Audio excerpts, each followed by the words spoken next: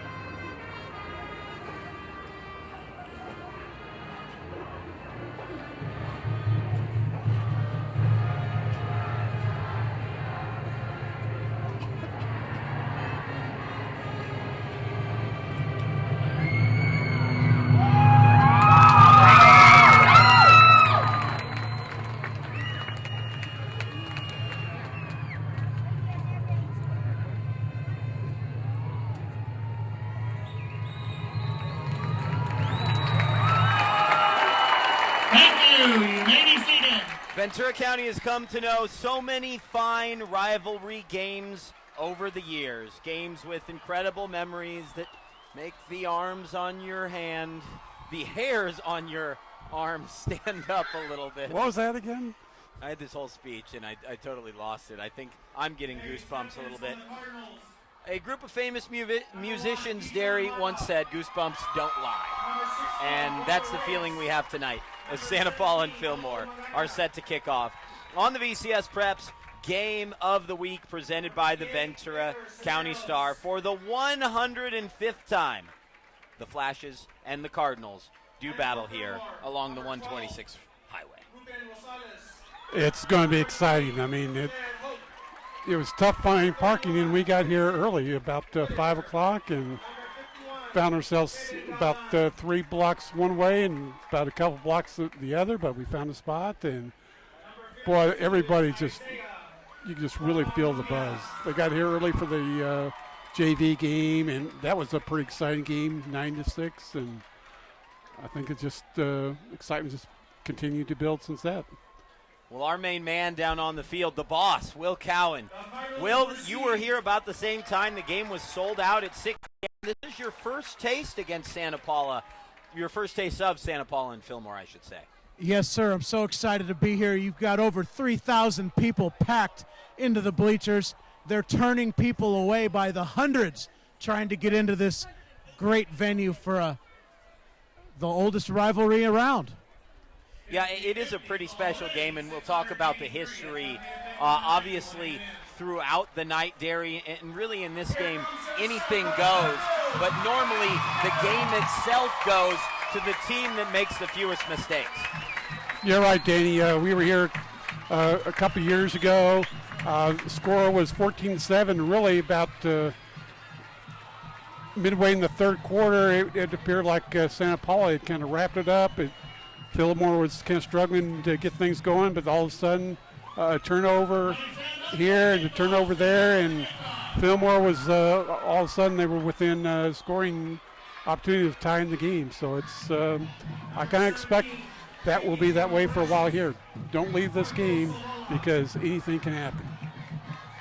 Will, you've been in these situations before in these rivalry games, and it really can so frequently come down to who makes the fewest mistakes. It really does, and as a coach, it's so important to keep your players focused on doing their job and not getting too wrapped up in the hype as we're ready for the kickoff. Santa Paula in red will receive, and we're underway. For the 105th time, Santa Paula and Fillmore, fair catch called for and taken at the 30-yard line. The Cardinals will start from there. Fair catch taken by Chris Garcia.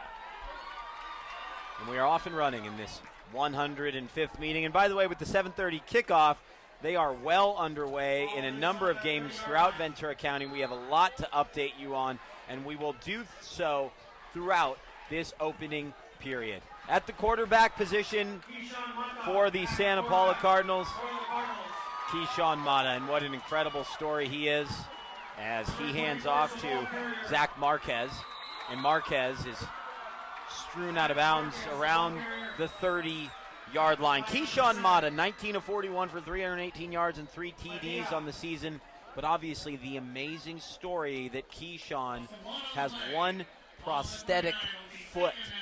He has twice beaten cancer, the young man, in his young life, and wow, a story that transcends football, really. And we saw him last year, and he's got a great arm. I mean, he can really hum that fastball right in there.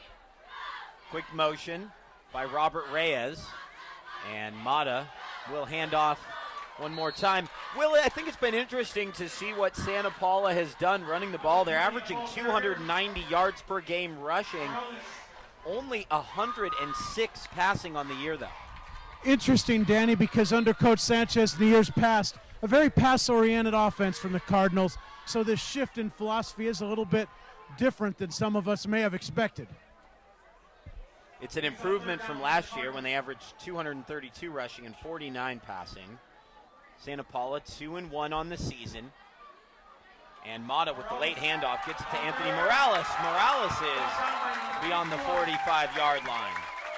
Well, there was an excellent, we call that a counter play, Danny. Number 18, Jaime Perez pulling around from his tight end position with a phenomenal lead block.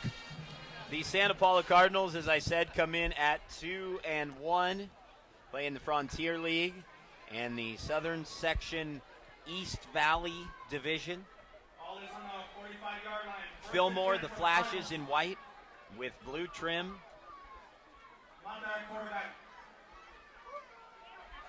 Mata with his first throw of the night, and that's complete to Robert Reyes. The tight end seems to be active both in the passing game and in different blocking sets, Will. Yes, sir. That was a good play-action bootleg rollout pass, just as Steve Young and Bill Walsh made so famous in the West Coast offense. I tell you what, if Keyshawn and Robert go on to win this game tonight, they will have made it famous on the 126 highway. Very much like Candlestick, similar environment. A lot of red and a lot of fans. I think it's louder here. Here's a handoff to Morales. Flag, he gets flag. Down to the 20-yard line, and Deuce lets us know. That's our first penalty flag of the night. What say you, Will? It's got to be holding. Holding. Yep. Holding against the Cardinals. Well, there we go. And Derry, I remember characteristic of the game that we called here 2 years ago, the 14-7 win. A lot of big plays for both teams negated by penalties. Exactly right. I mean, the emotion, you just want to win this game so much that you're going to do anything you can to open up a hole for a teammate. Yeah, and Deuce, when you live in a small town, all year, whenever you go out to the mall or to the movies, that's all you hear about from your friends is who won and lost this big, epic game. And they'll tell you, hey, 10 years from now, they'll be talking about what you did in this game. You do remember it. Double tight set this time for Santa Paula. On first down, Mata fakes a throw. Now he'll run to the left side, outside beyond midfield. Finally corralled down. Another flag, 2 flags. 3 late flags toward the end of the play.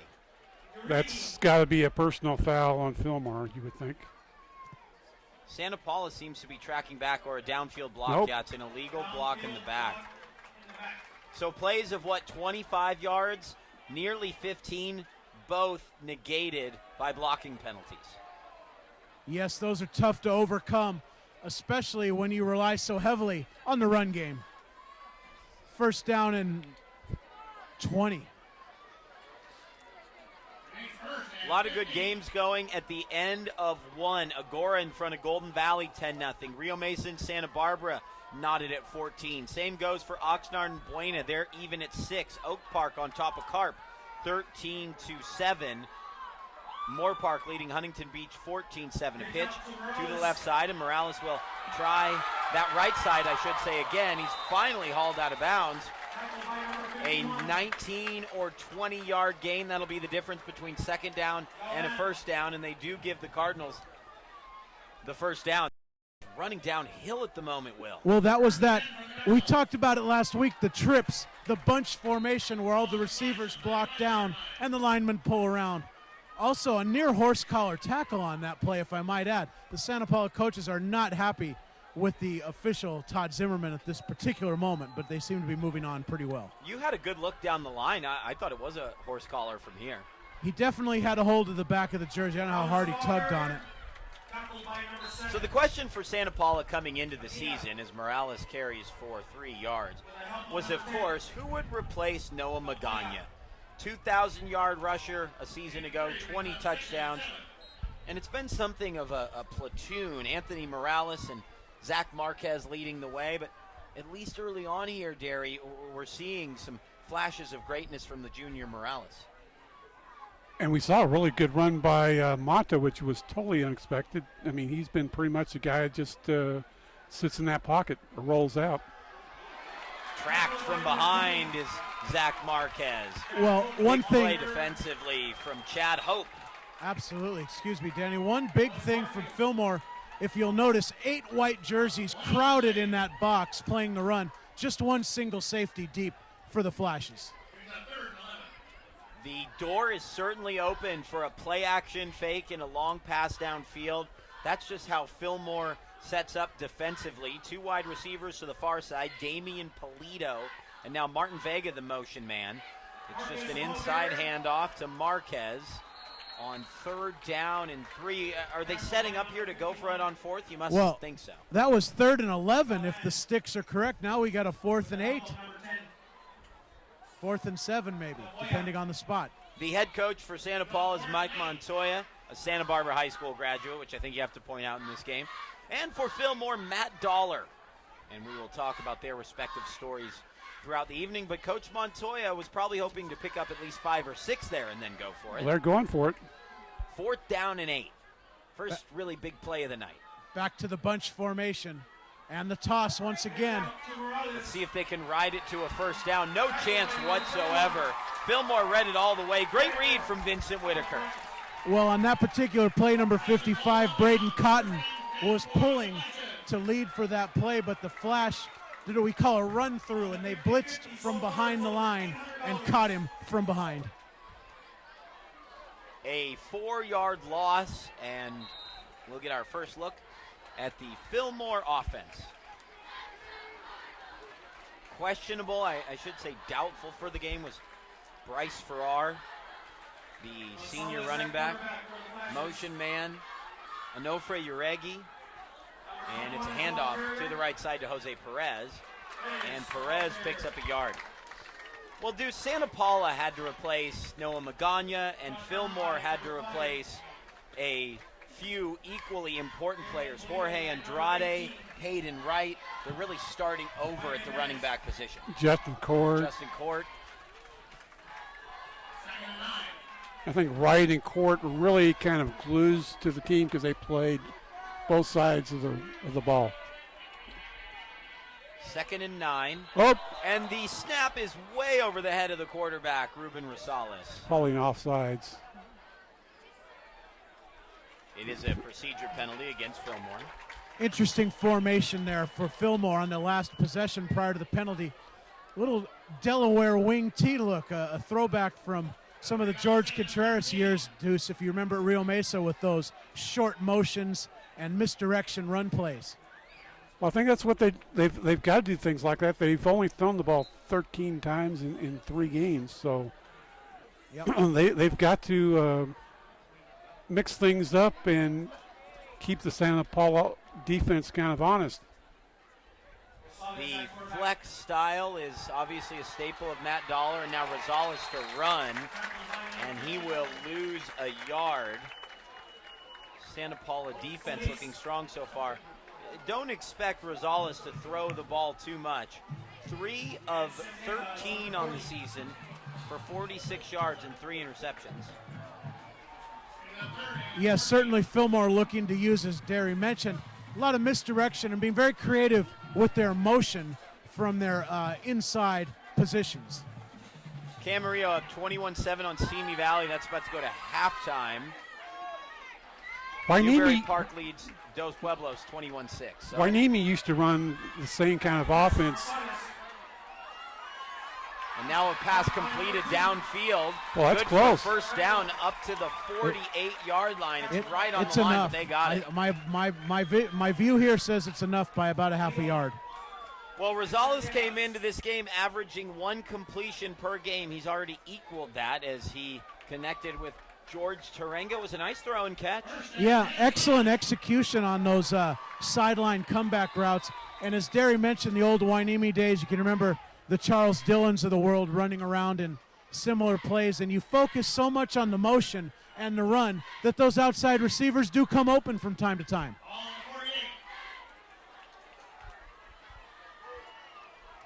The pass catcher, Tarango, is set to the near side.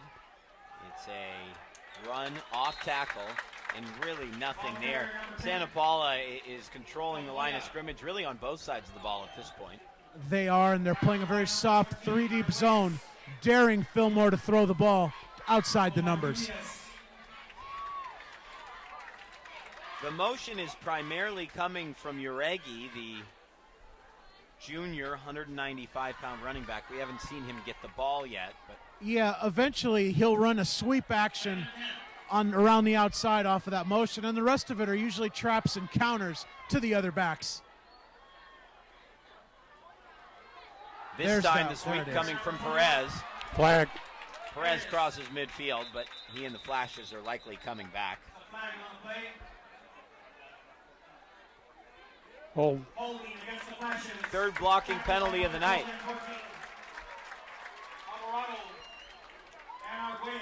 It's always a big part of the story here in this game, penalties and turnovers, and it has been so far. Well, we've seen 3 penalties here in the first 8 minutes of this game. Second down and... Boy, when you're running team, that's a killer. It's a killer, and it's a situation that Fillmore finds himself in when they commit these kind of mistakes. Here's another throw on a screen pass, and it was closer to a lineman than to the intended target, Daniel Tafoya. It's closer to a defender than anybody else. He overthrew the receiver, and the Santa Paula defensive back almost got off his shoe tops. What do you even do at this point when it's 3rd down and 20? Don't be surprised to see a draw or a screen just to get some of it back and flip the field on the punt. 3rd down and 20. 2 wide receivers to the far side, and it is an inside handoff. Tafoya picks up a couple of yards, and now the Flashes are on to punt.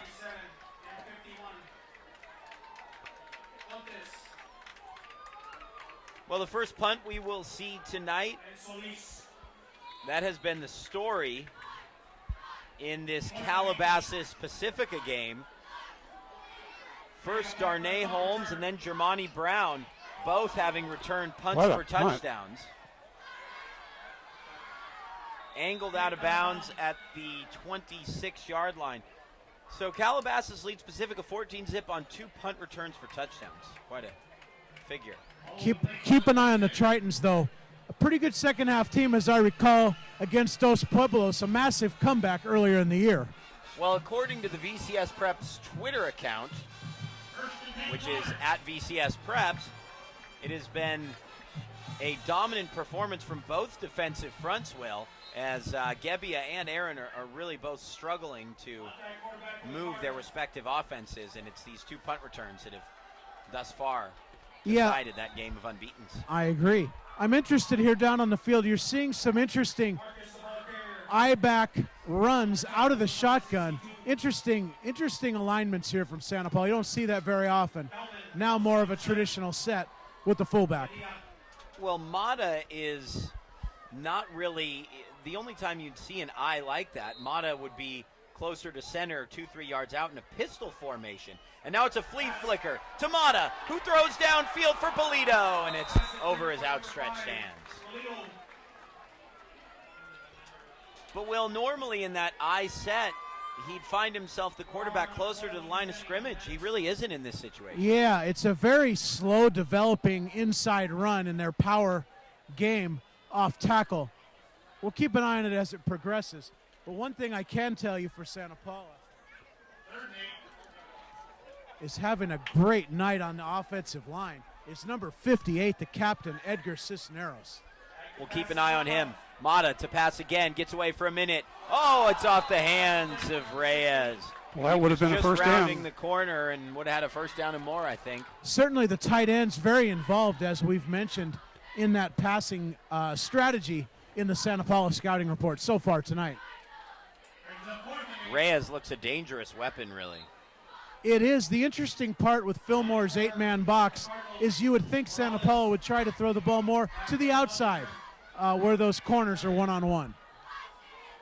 We're seeing Mata's throwing ability. The passing game, though, just doesn't seem to be entirely in sync. Now, here is a nice punt, Goose.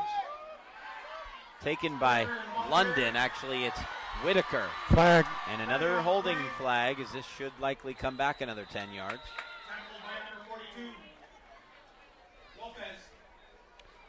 Boy, you know, Fillmore has got to find a way to get their running game going. I mean, they really struggled in the opener against Grace Brethren. 31 yards rushing on 20 attempts. Against CI, 85 yards. But when your passing game isn't doing much, boy, you've got to be able to rush, 200, 250 yards. Well, the Deuce is right on. Time of possession is everything if you're not going to throw the ball with any rate of efficiency. So it really boils down to the offensive line for Fillmore.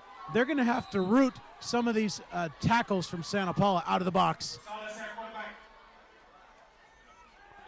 Rosales throws on first down. Picked off! Going back the other way for Santa Paula is Martin Vega, but there's a penalty flag down. 2, in fact. 1 right at the line of scrimmage and 1 inside the end zone. Vega read that all the way and took it for 6.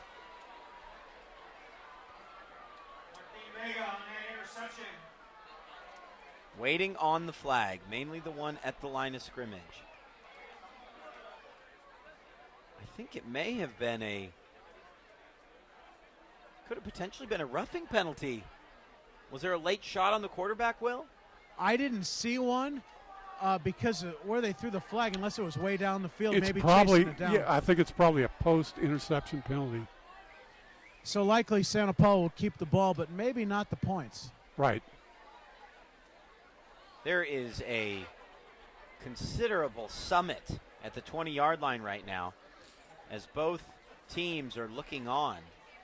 Interesting, the officials are holding that summit in such near proximity to all the players. Players are just standing around them.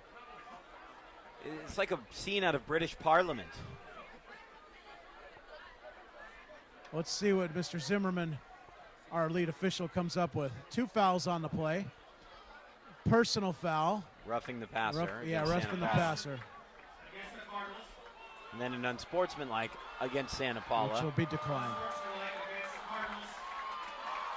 That is a 15-yard penalty, and it negates 6 points.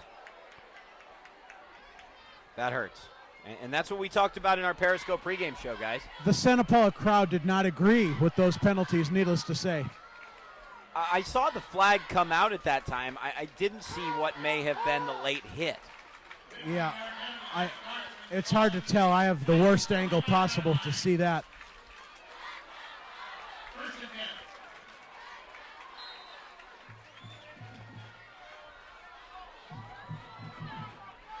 Oxnard's taking a 13-6 lead on Buena, thanks to a Raymond Caldera touchdown run. Boy, that's a good game, isn't it? Hey, Caldera came into the game needing 4 touchdowns to tie for the school record for career touchdowns. Interesting coaching matchups in that game as well. Yeah, isn't it, for John Mack to go against Tim Gutierrez? Yes, former offensive coordinator, Coach G, both at St. Bonaventure and at the college for a brief amount of time. 2nd down and 10 for the Flashes inside of 2 minutes. Still struggling to assert themselves in the running game. Here's Perez. And that would probably be close to Fillmore's longest rush of the night, 4 yards. 3rd and 6 forthcoming. They are 0-3 on the year, but they face Grace Brethren, Channel Islands, and Oak Park. Oak Park's up 20-7, by the way, at this point on Carp. And 3 of the next 4 opponents are unbeaten. Santa Ynez, Mission Prep, as Perez carries And about Bishop 2 Diego. yards shy of the first down. Just a yard shy. You going for it here, Will? Yes, sir. In a rivalry game, neither team moving the ball really well, so obviously Fillmore feels that at worst case, they make Santa Paula go 45 yards. Well, and you kind of feel also, hey, they got a second chance with the interception being wiped off the boards. Yeah, they really need to work right over the guard area here as they do try to go on the outside. Oh, nice play. Another big thing for this, Deuce, is the blocking from the Fillmore receivers has to be on point with all these sweep plays. Yep. It certainly looked better on that play as Perez picks up the first down for the Fillmore Flashes. They don't go wide very often, but when they do, they appear a little bit more successful than straight up the middle. Yeah, I think that's what you have to balance in this type of running game is running wide, running off tackle, running a dive play. As they go wide, and now he's looking to throw downfield. Wide open and caught. Durango, touchdown Flashes. A perfectly executed trick play as Jose Perez hits Durango. Touchdown Fillmore, 6-0. Very smart play call there. The 4th down run was that outside sweep that Derry mentioned. Come right back on the next play. They must have seen the corners from Santa Paula coming up too fast, resulting in the home run over the top.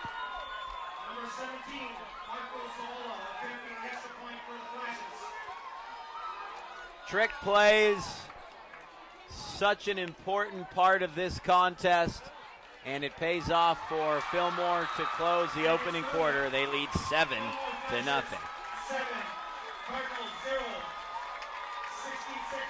Well, he was just wide open by about 15 yards. Well, that's one of the problems with these two teams is that they both are just playing a lone safety over the top, and if one man bites, that's it. See you later. Well, because Fillmore runs the ball with such frequency, obviously the corner from Santa Paula came up too soon, and that can be a problem. Because it looked like the same play they had just run. Yes, it was the exact Great same. call. It was the exact same fly motion sweep that they ran on 4th down. Came right back to it on the next play with the double pass, or I should say the pass off the handoff. We used to call it the halfback option. There you go.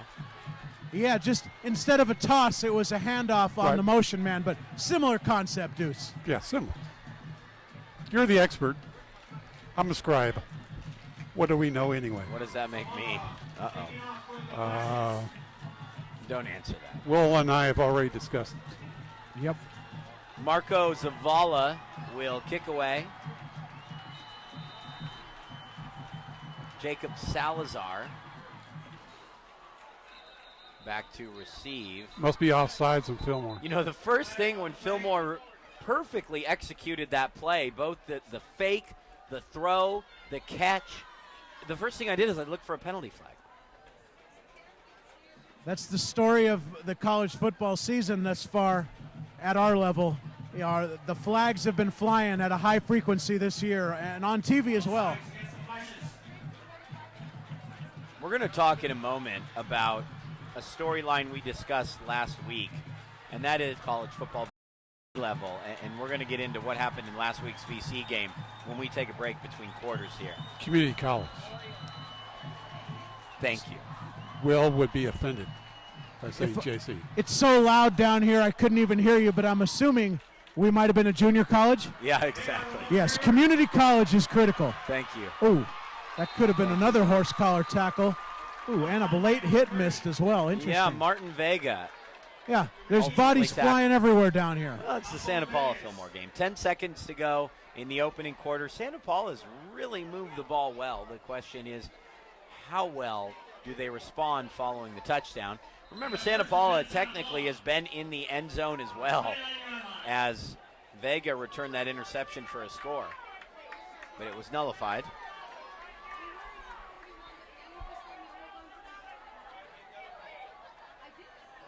Mata with two backs to his right. Handoff to Morales. Morales spins away and picks up about 4 yards, and that brings us to the end of the opening quarter of play in the 105th meeting between Santa Paula and Fillmore. A touchdown pass from Jose Perez to George Tarango. The difference between the two, 7-0. Fillmore leads Santa Paula, bringing up speed on some of the scores from around the region. Camarillo 28, Simi Valley 14 in the second quarter. Santa Barbara on top of Rio Mesa 24-21. Calabasas, at last check, only has one first down in their game against Pacifica. Moore Park up on Huntington Beach 21-14. TO 28, West Ranch nothing after one. Ouch. All right, Will, it was quite a game. We talked last week about how unpredictable community college football is. 59-58 VC walks away winners last Saturday night. Take us through the thriller. It was a really phenomenal contest. 14-14, 21-14, and all of a sudden, a couple of Ventura College turnovers and El Camino erupts. They take a 14-point lead into the fourth quarter, and it just was a pretty good display of composure from the Pirates, Danny. Came roaring back. I think we cut it to 6 and then had to execute the 2-minute drill with 15 seconds left on 4th down and 10. A scramble touchdown pass to Riley Smith sealed the deal.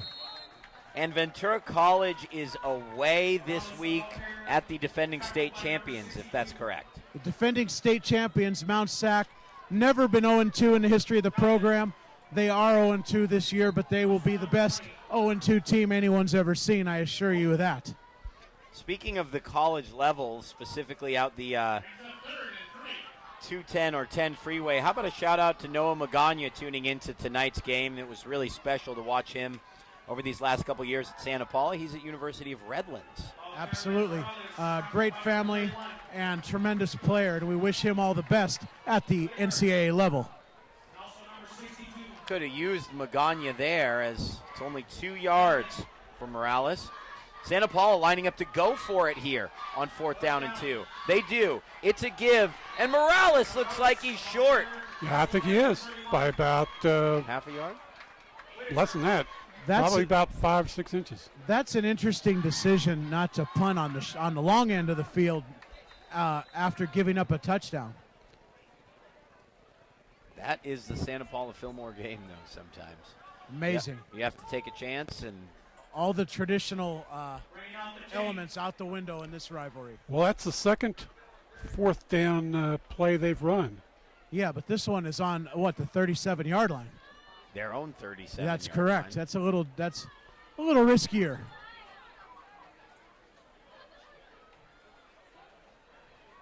Chain gang on their way out. But to me, this is... the thought process is probably, hey, the only thing Fillmore has done has that one pass play, and that's been it. Shut down that one pass play, and Fillmore's really had tough time getting anything going. Struggle to do anything. But at the same time, punt the ball, get it back in the same position in a few minutes. One would think. I don't entirely mind the call in a game like this. You have confidence in your run game, but things have changed. Fillmore's got a little bit of confidence. The interception nullified.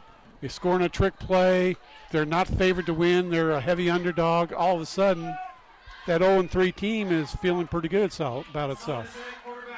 First time they've led all season, if I'm not mistaken.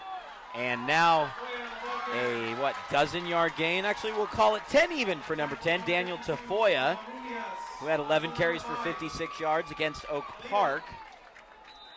And the Flashes move the chains. Very well blocked. A lead play there for the deep back set behind the quarterback. With all that motion, sometimes it's hard to keep track of where the ball is. In this Delaware wing style, so reminiscent of the old Pacific View League in the 90s. Motion man is Uregi. Handoff goes his way, and he's tripped up after a gain of 6. Fillmore really seeing a lot more success running the football. And you're right, Will, it's the different looks and the misdirection that they're showing. Well, the Fillmore offensive line's getting a little swag to them down here on the field. You can see them bouncing in and out of the huddle quicker.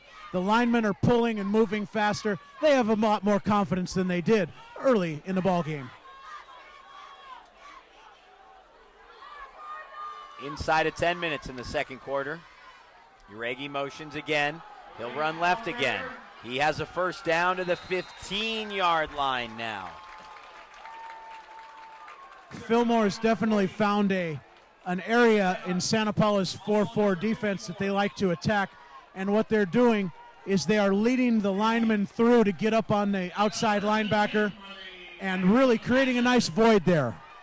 And are they pulling the right guard, Will, or where is that extra blocker coming from? It's coming from big number 51, Kevin Galvan.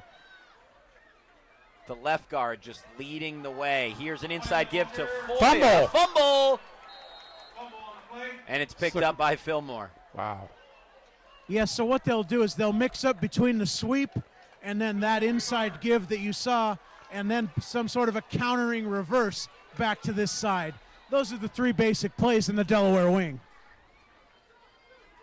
Boy, they're eating up a lot of clock there, Will. Well, yeah, and the nice thing about this type of offense, the ball doesn't go out of bounds frequently. Here we'll have a stoppage due to looks like probably a cramp from number 10, Daniel Tafoya.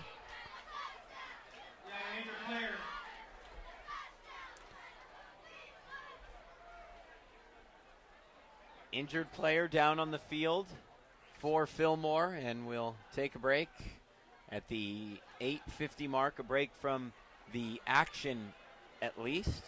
You know, one thing that I find so interesting about Fillmore, there are a lot of things I find interesting in a positive way about what Matt Dollar does. I think one of the first elements is that, you know, we're a little bit cramped up here in the Santa Paula booth, and the one thing we always forget is that Fillmore obviously has 2 spots set aside for coaches.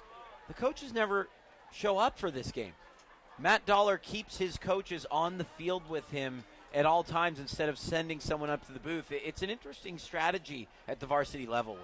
Well, I can give you a little insight on that. When you run this Delaware wing offense, you're not nearly as concerned with what the defense does as you are with basically the rules of your blocking assignments. It's much less important than if you were in some sort of a run and shoot passing style to have that eye in the sky, because the Delaware wing is a lot about down blocks, timing, pulling, and misdirection, and you're not as concerned with what the defensive alignment is. Although on the other side of the football, here's a handoff, left side. Hope this time. It's like a first. If the deuce says it's a first down, it's first down. It's a first down if the deuce says it. First and goal for Fillmore. They have only had to go 29 yards for this first and goal opportunity. The Flashes sprint to the line. Rosales heads under center, and he hands off to Uregi. No gain there. That was a double wing alignment that time. 2 tight ends and 2 wing backs in. I would anticipate a receiver coming on for Fillmore, maybe spreading out the Cardinal front. Maybe go back to that left side again, Will, here on second and goal. Yeah, it's still pretty tight again. We'll see if they try to get, yeah, there it is, Danny. Good call. And here it is, Perez trying to sprint wide to the left, and he only can get to the 7-yard line. It's a loss of 2. That all gets harder. The closer you get to the goal line, the field shrinks. Far easier to contain the ball. One would think that, in this game, in a lot of situations, you look at going for it on 4th down, but here you have to take 3 points if it reaches 4th and take a 2-score lead. One would think. Perez, the back to the near side. Fumbled, and Santa it looks Paula's like got Santa it. Paula's fumbled. No, It's Fillmore's still loose, still on the ground. Who will pick it up? Fillmore finally does. It is 4th down and goal, but it's 4th down and goal from the 24 now. Lost 17 yards. We'll see what kind of range. It's not Marco a turnover, Zavala but it might has. as well been. Zavala's on to attempt this field goal. It might as well have been, Barry. Yeah, I have a feeling Rosales might have had his foot stepped on sometimes by one of the linemen forcing that fumble.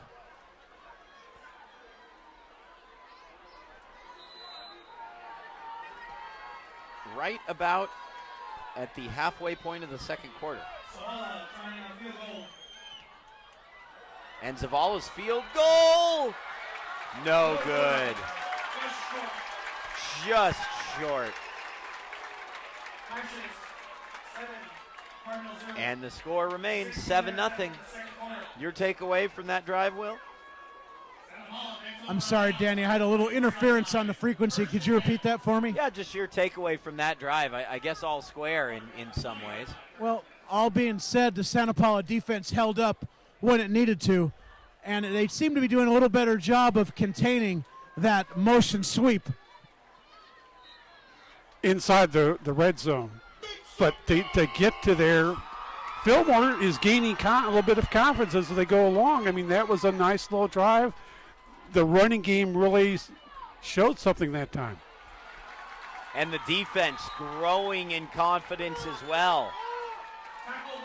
3-yard loss on the play. Jose Perez with the tackle.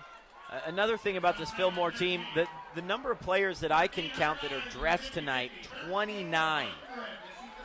Yeah, I noticed that their roster is not an incredibly large one. We're really going to see that probably in like the 4th quarter when they get tired a little bit. Yeah, fortunately with both teams running the ball, the game will not be extended too long. A phenomenal reverse action there on the quarterback keep. Yeah, Keyshawn Mata works his way forward for a first down. Excellent fake. Half of the flashes were following the fake to the left side off tackle. Well, you don't expect Mata to really run like that, but boy, he's had 2 15-yard runs. He has no issue when it comes down to needing that crucial yard. He'll put his head down and get it. Mata, a gritty competitor. And with all he's experienced and all he's gone through, I think it just has to be said, he's just a really good athlete. He can throw the ball. He's fleet on his feet. He is just a really talented all-around athlete. He is, and tremendous demeanor and composure on the field at all times. The young man has been through a lot. He was 5 years old when he had a foot He's on the loose again, DP. Runs into one of his own men and makes his way all the way down to the 43-yard line. Keyshawn Mata leading the way for the Santa Paula Cardinals. Now that play there, straight out of the spread offense in college football, we call that the zone read, where you fake the running back out of the shotgun. The defensive end closes down and the quarterback keeps it around the outside. And Keyshawn is limping out there a little bit. I watched a television story from up north on the way his leg connects to the prosthetic limb, and sometimes it can just get a little loose. I think he's fine with it after a run like that. He just has to set it back into position, basically. I think somebody grabbed his left ankle. That's what it is. Mata throwing downfield, and it's just beyond the intended target. Martin Vega turned back for it a little bit too early, Will. Yes, he should have accelerated his arms and ran through the ball instead of slowing down. Little technique there need to be adjusted on the next one.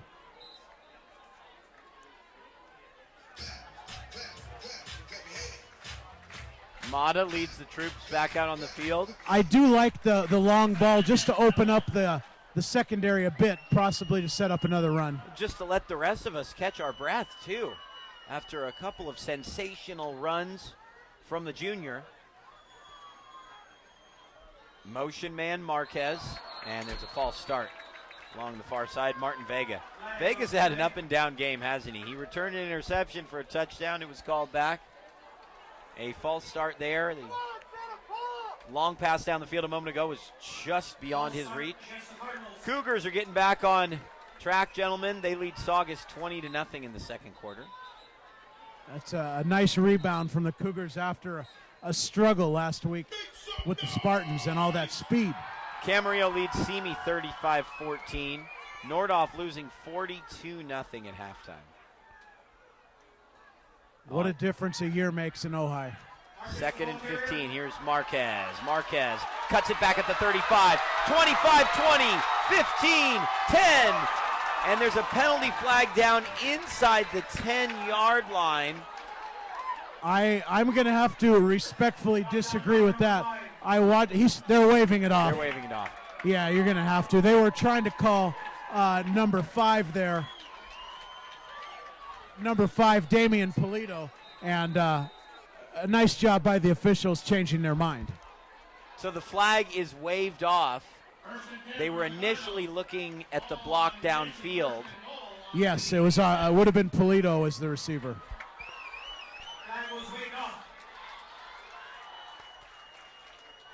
First and goal for Santa Paula. Santa Paula might need a timeout here. They are scrambling to a line.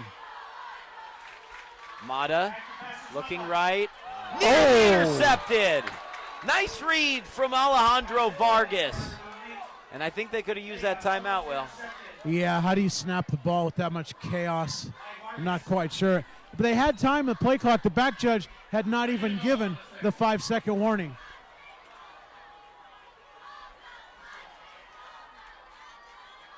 The Santa Paula assistant coach out on the field.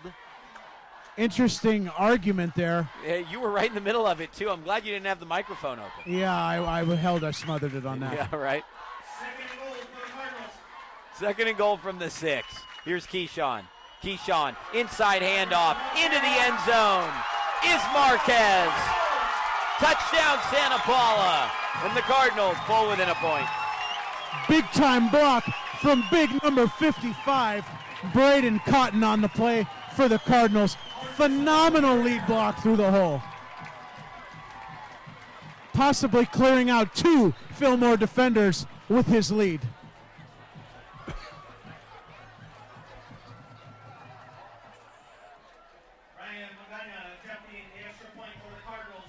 Something tells me we're in for a barn burner tonight. The all-important PAT. Here's Brian Magana, and it's no good! He misses the PAT, and it's 7-6 Fillmore. Ugh. That's a heartbreaker.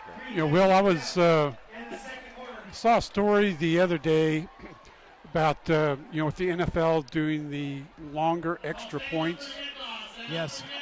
That they're saying that the 2-point conversion is actually a better bet over the long run.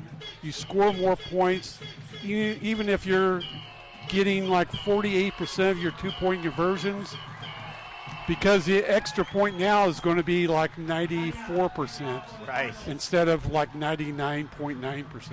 I don't disagree with the stats. It's a lot like some of those basketball theories where if you shoot 53s, it's better than 62s, but I'd like to see it over the course of time.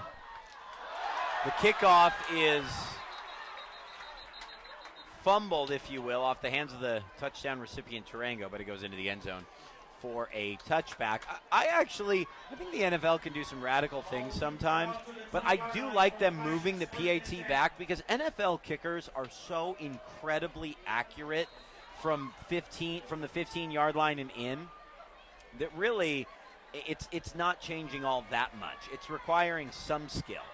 Without question.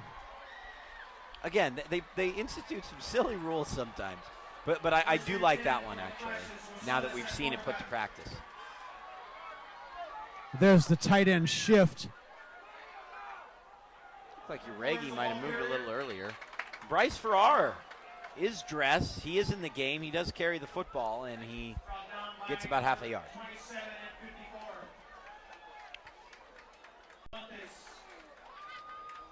Inside of 3 minutes now. I think it's really important for Fillmore to control this clock moving into the half. Both teams have all 3 timeouts.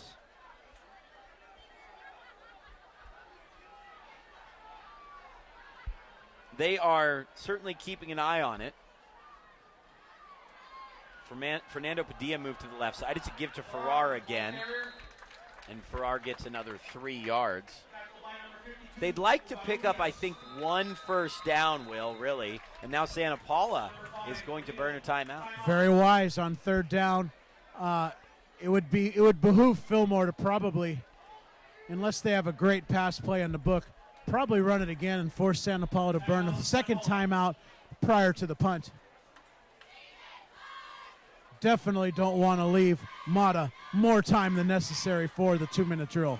In the battle of unbeatens at halftime, Calabasas leads Pacifica 21-0, but they've only completed 1 pass and they have 3 first downs in 24 minutes. That's really not what we thought we were going to see from the Calabasas offense at any point this season. Certainly plenty of notoriety around that program with some of the names on the coaching staff as well as the transfers coming in. A lot of attention on that Calabasas Coyote offense. I think there was a game like a couple of weeks ago where they had a real sloppy first half, and then second half just turned it on. They've got so much speed. That could be a really interesting game for them against Rio Mesa next week. Rio Mesa is trailing at the half trails Santa Barbara 31-24. Rosales completes to Tarango. That slant pattern that he just completed there is really where the void is in the Santa Paula defense. Excellent play call there. Clock will stop as the change set and now wind. And over the scope of this half, Will, that could be a hugely important first down. As if Santa Paula were to use both timeouts even and get the ball back, it would be pretty close to the 1 minute mark. Yeah, and psychologically, Fillmore going into half with a lead would pay huge dividends. They're looking to add to it. First down pass goes incomplete. Receivers weren't even looking. Well, I think that it was a deeper route initially, and Rosales was hit as he threw the ball. Yeah, they were trying to get 4 verticals down the seams, and a little early pressure from big number 54 there from Santa Paula kind of threw a wrinkle into that. 2nd and 10. Edgar Vigil with the hurry. Let's see if the Flashes go back to the run here. Leading by a point after the missed PAT. They will receive the second half kickoff. Here's an inside handoff and a strong run from the ball carrier. Little trap action that time from Fillmore. A little misdirection, pulling a guard through and caught Santa Paula for a nice gain. 3rd and 3. Farrar picks up 7. Good to see him back in the game. He has 15 carries on the season now. Remember, the stars from last year are gone. Hayden Wright had 71 yards rushing in this game. Jorge Andrade had 160 yards in Fillmore's 20-17 win. Little misdirection to the left side now, and that's good for another first down. Question for Fillmore is how much you really start to press the issue with a 1-point lead and 83 seconds left, as well as 56 yards, 57 yards in front of you. That's a great question, and they do not appear to be in any hurry. No, I think they just run out the clock. They'd be very satisfied with that. Why turn the ball over? No, you think if they pop one over midfield, then maybe you take a shot or two. Santa Paula, too many players on the field. Get away with it. Farrar taken down after a few yards. This is the VCS Preps Game of the Week presented by the Ventura County Star. A pleasure to be with you guys each and every week. The VC Star and VCStar.com, your local newspaper and local news site. Nowhere else can you find the most comprehensive and up-to-date news, sports, and entertainment. It's all about what's happening in your city and your neighborhood. Visit VCStar.com today, where Ventura County goes for news. And in this case, as Uregi carries to the 47 and Fillmore takes a timeout, this is where Ventura County goes for the Santa Paula Fillmore game. 3rd and 1. Flashes have 2 timeouts left. I would imagine they'll run the ball, pick up a first down, all things, if everything goes to plan. Run the ball, pick up a first down, and then look at throwing somewhere into field goal range to make this 10-6. That would be the thought for sure, and probably even taking a shot over the middle, knowing that you have the timeout. You're not limited on what part of the field you need to throw to.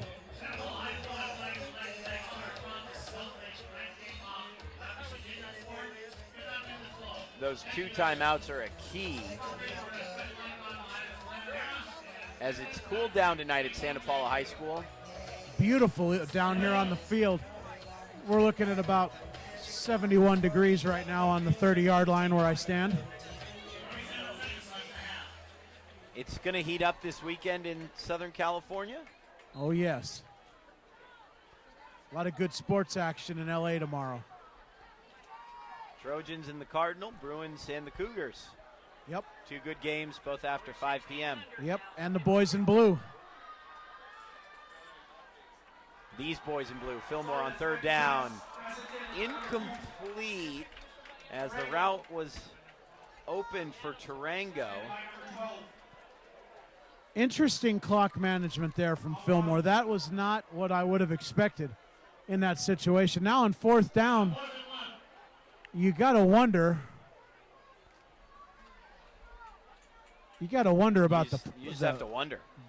I just have lots of things to wonder about right now. You and me both. Fillmore's going for it. Santa Paula could have great field position. If the Flashes don't convert, they do. Quarterback sneak. The far side spot said definitely. The near side spot would leave it within question now. The first down is given. So let's see what Fillmore does from here. There's 17 seconds left. The clock is not running. They have 2 timeouts remaining.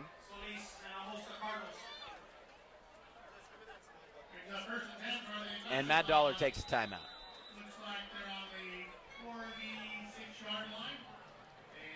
Well, you could certainly still put it in the air once, use your last timeout and try a long field goal. You could go with a little screen pass, but you certainly don't want to risk a turnover or a fumble and give Mata 1 or 2 heaves at the end zone. I do think you want to throw the ball at least once to try and get into field goal range here, Derek. Could we see another flea flicker like Santa Paula did? Maybe a trick play? Yeah, I could see a flea flicker. I could even see him going to that halfback option with the throw downfield. Yep. Santa Paula and Fillmore for the 105th time on the VCS Preps Game of the Week, brought to you by VCStar.com. Make sure to follow us on Twitter at VCS Preps. My name is Danny Page. With me, the Deuce, Derry Eads, and Will Cowan. Roaming the sidelines. We got to come up with a nickname for him. I'm getting closer. I can feel it. Well, you let us know what you find out, DP. I will. You're going to have something. There have been several over the years. Be ready. Pass is complete for a first down, but before the play ever started, it was rather doomed, and will be a procedure penalty against Fillmore.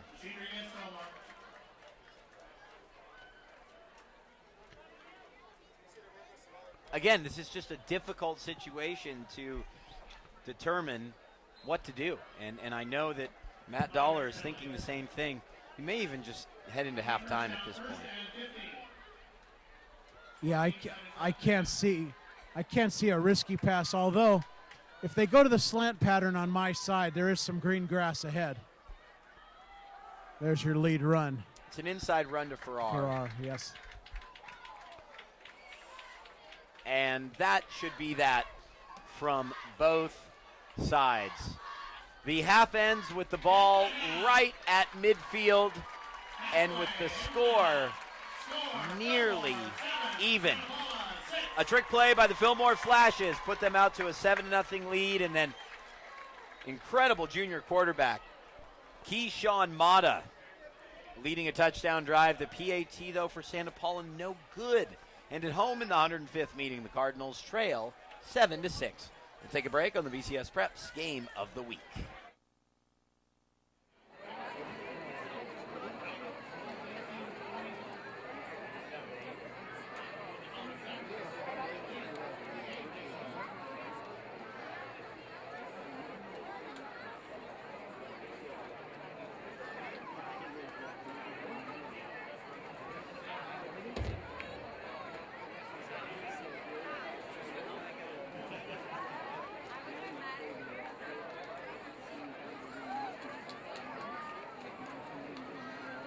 Okay, go our cheerleaders.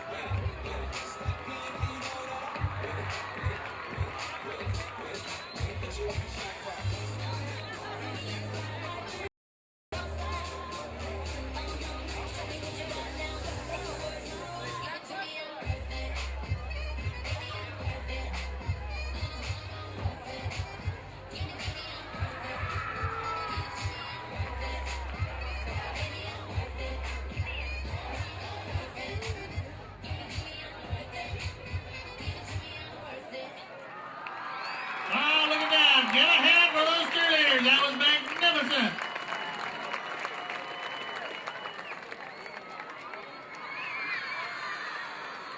Magnificent.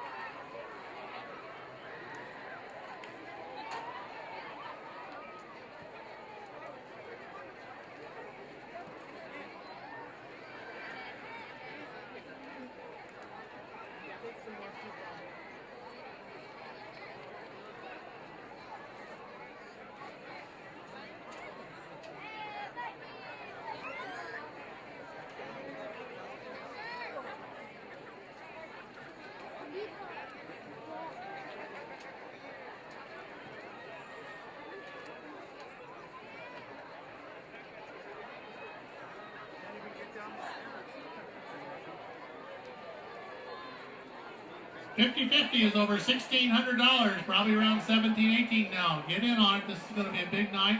Chance to win a nice little pot because you get half of that. Go for it. There's Ken over there. I saw Bob out there selling. Here's Bob.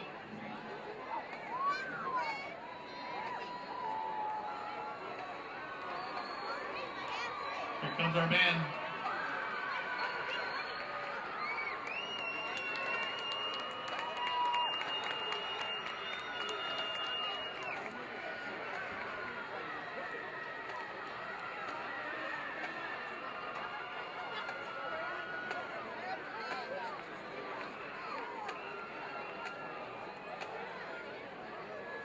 Here comes our drum major.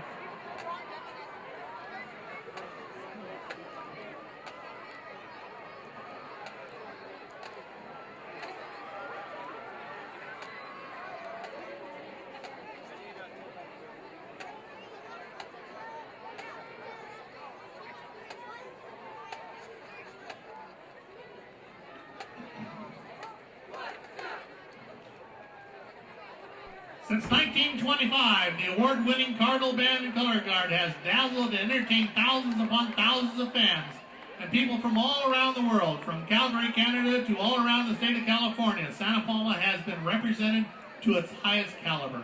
Tomorrow evening, the Cardinal Band and Color Guard will be representing Santa Paula and Ventura County at the Fresno State versus Utah nationally televised football game. They have been selected to be a part of a 1,000-piece marching band made up of students from all around California and beyond. Tonight, you will be entertained by the music of Bruno Mars and Pharrell Williams. The music they will be performing in front of a live audience of nearly 30,000 people and millions more on live television. Ladies and gentlemen, the pride of Santa Paula, the Cardinal Band and Color Guard, under the direction of William Melendez and field drum major Albert Quijas. Your fans are ready.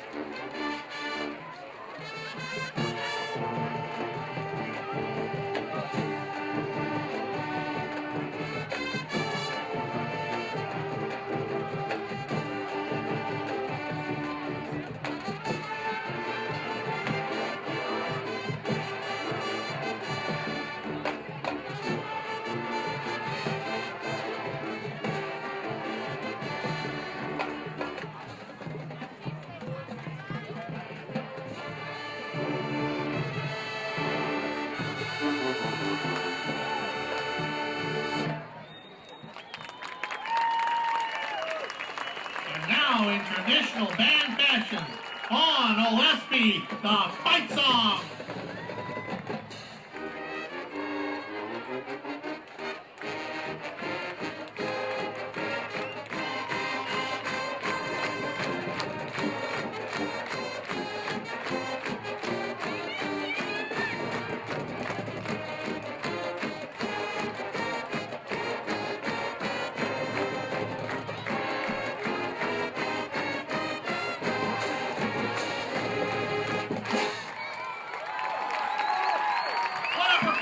The Cardinal Band and Color Guard thanks all its parents and volunteers for all their help this season.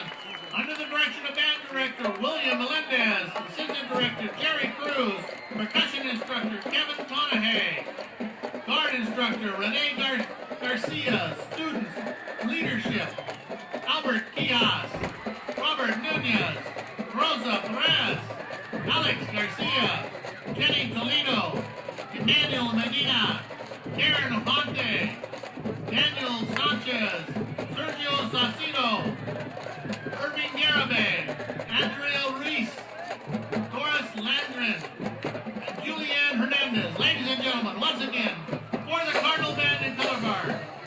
Some members of the band will be packing up early and getting ready for a 6 a.m. departure to Fresno tomorrow. Let's give them a big hand and warm send-off to Fresno State!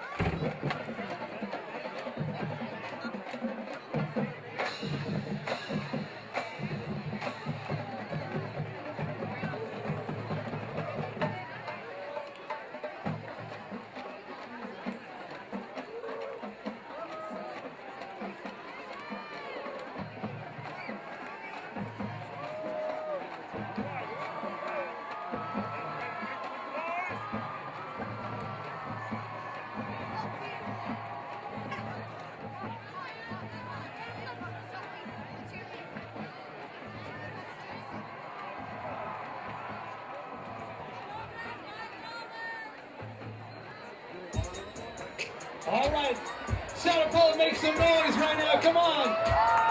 We ready to do this? Come on, put your hands up, everybody. Put your hands up. Everybody, Santa Paula, stand up. Come on, here we go. Fillmore, stand up together in one place. Put your hands up. Here we go. We're doing this setup right here. Fillmore, Santa Paula, 105 playing together. Come on, everybody get up. Let's do this. What? Say what? Come on, Santa Paula. Fillmore. Santa Paula, Filmore, come on, make some noise, let's do this, here we go, good. Watch me, come on, let's do this together. Bring those cameras out, come on. Everything in the mix.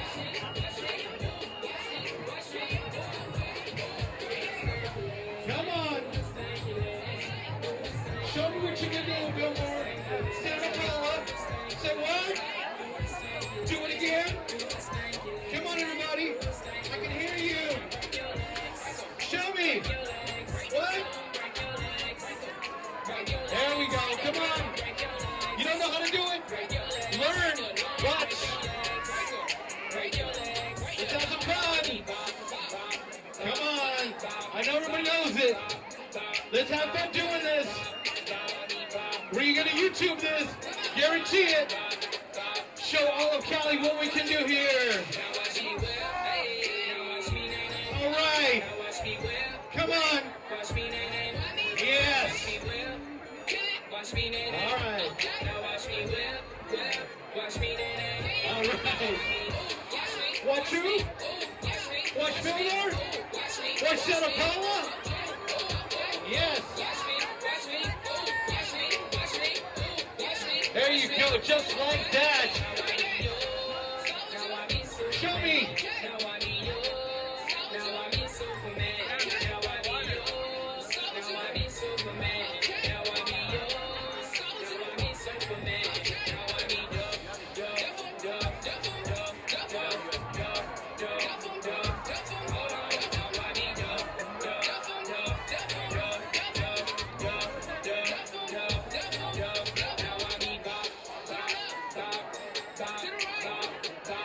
guys set up Fillmore together in one place, having a good time.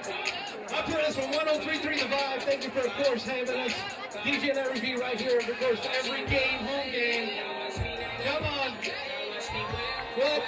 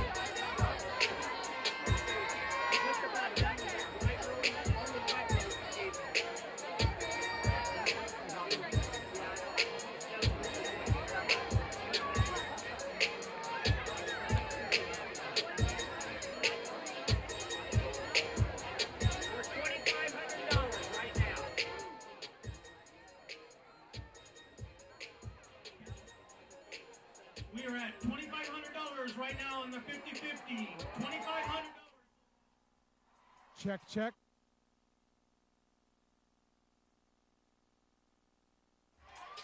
Back live here on the VCS Preps Game of the Week, presented by the Ventura County Star. My name is Danny Page. With me, the Deuce Derry Eads. And joining us down on the field is Will Cowan. Will, we are set to start the second half, just about 90 seconds away. You ready to roll?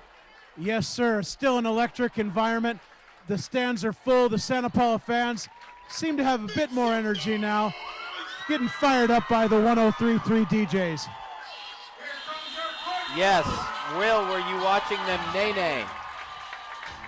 I observed. You observed. You didn't join in? You didn't do the dance as well? No. I was studying the stats. All business down here for WC.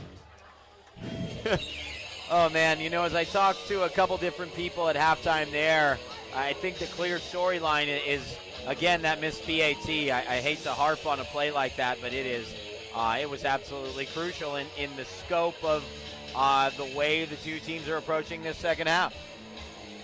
Yeah, and you have to wonder what Santa Paula has up their sleeve, because that two-point conversion will probably be necessary as this game develops.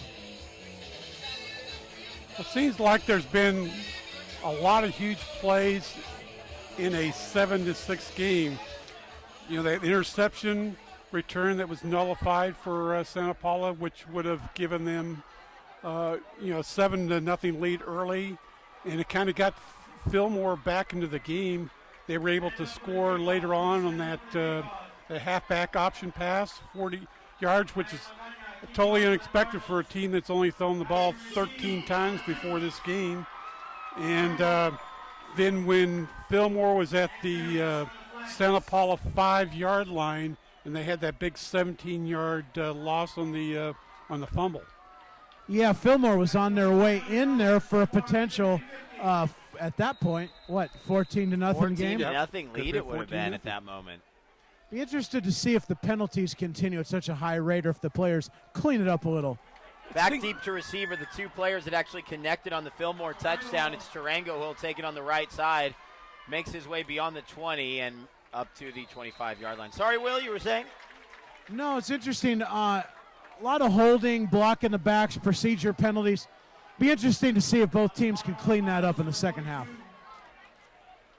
There seemed to be a little bit less of that in the second quarter as the game kind of got into a flow. Yeah, maybe both teams settle in a little. I'm really interested to see the second level blocking here for Fillmore out of the wide receivers. First down and 10. Shifting over is Fernando Padilla, 6'2", 225 tight end. We haven't seen much of him. Padilla out to block for Bryce Farrar.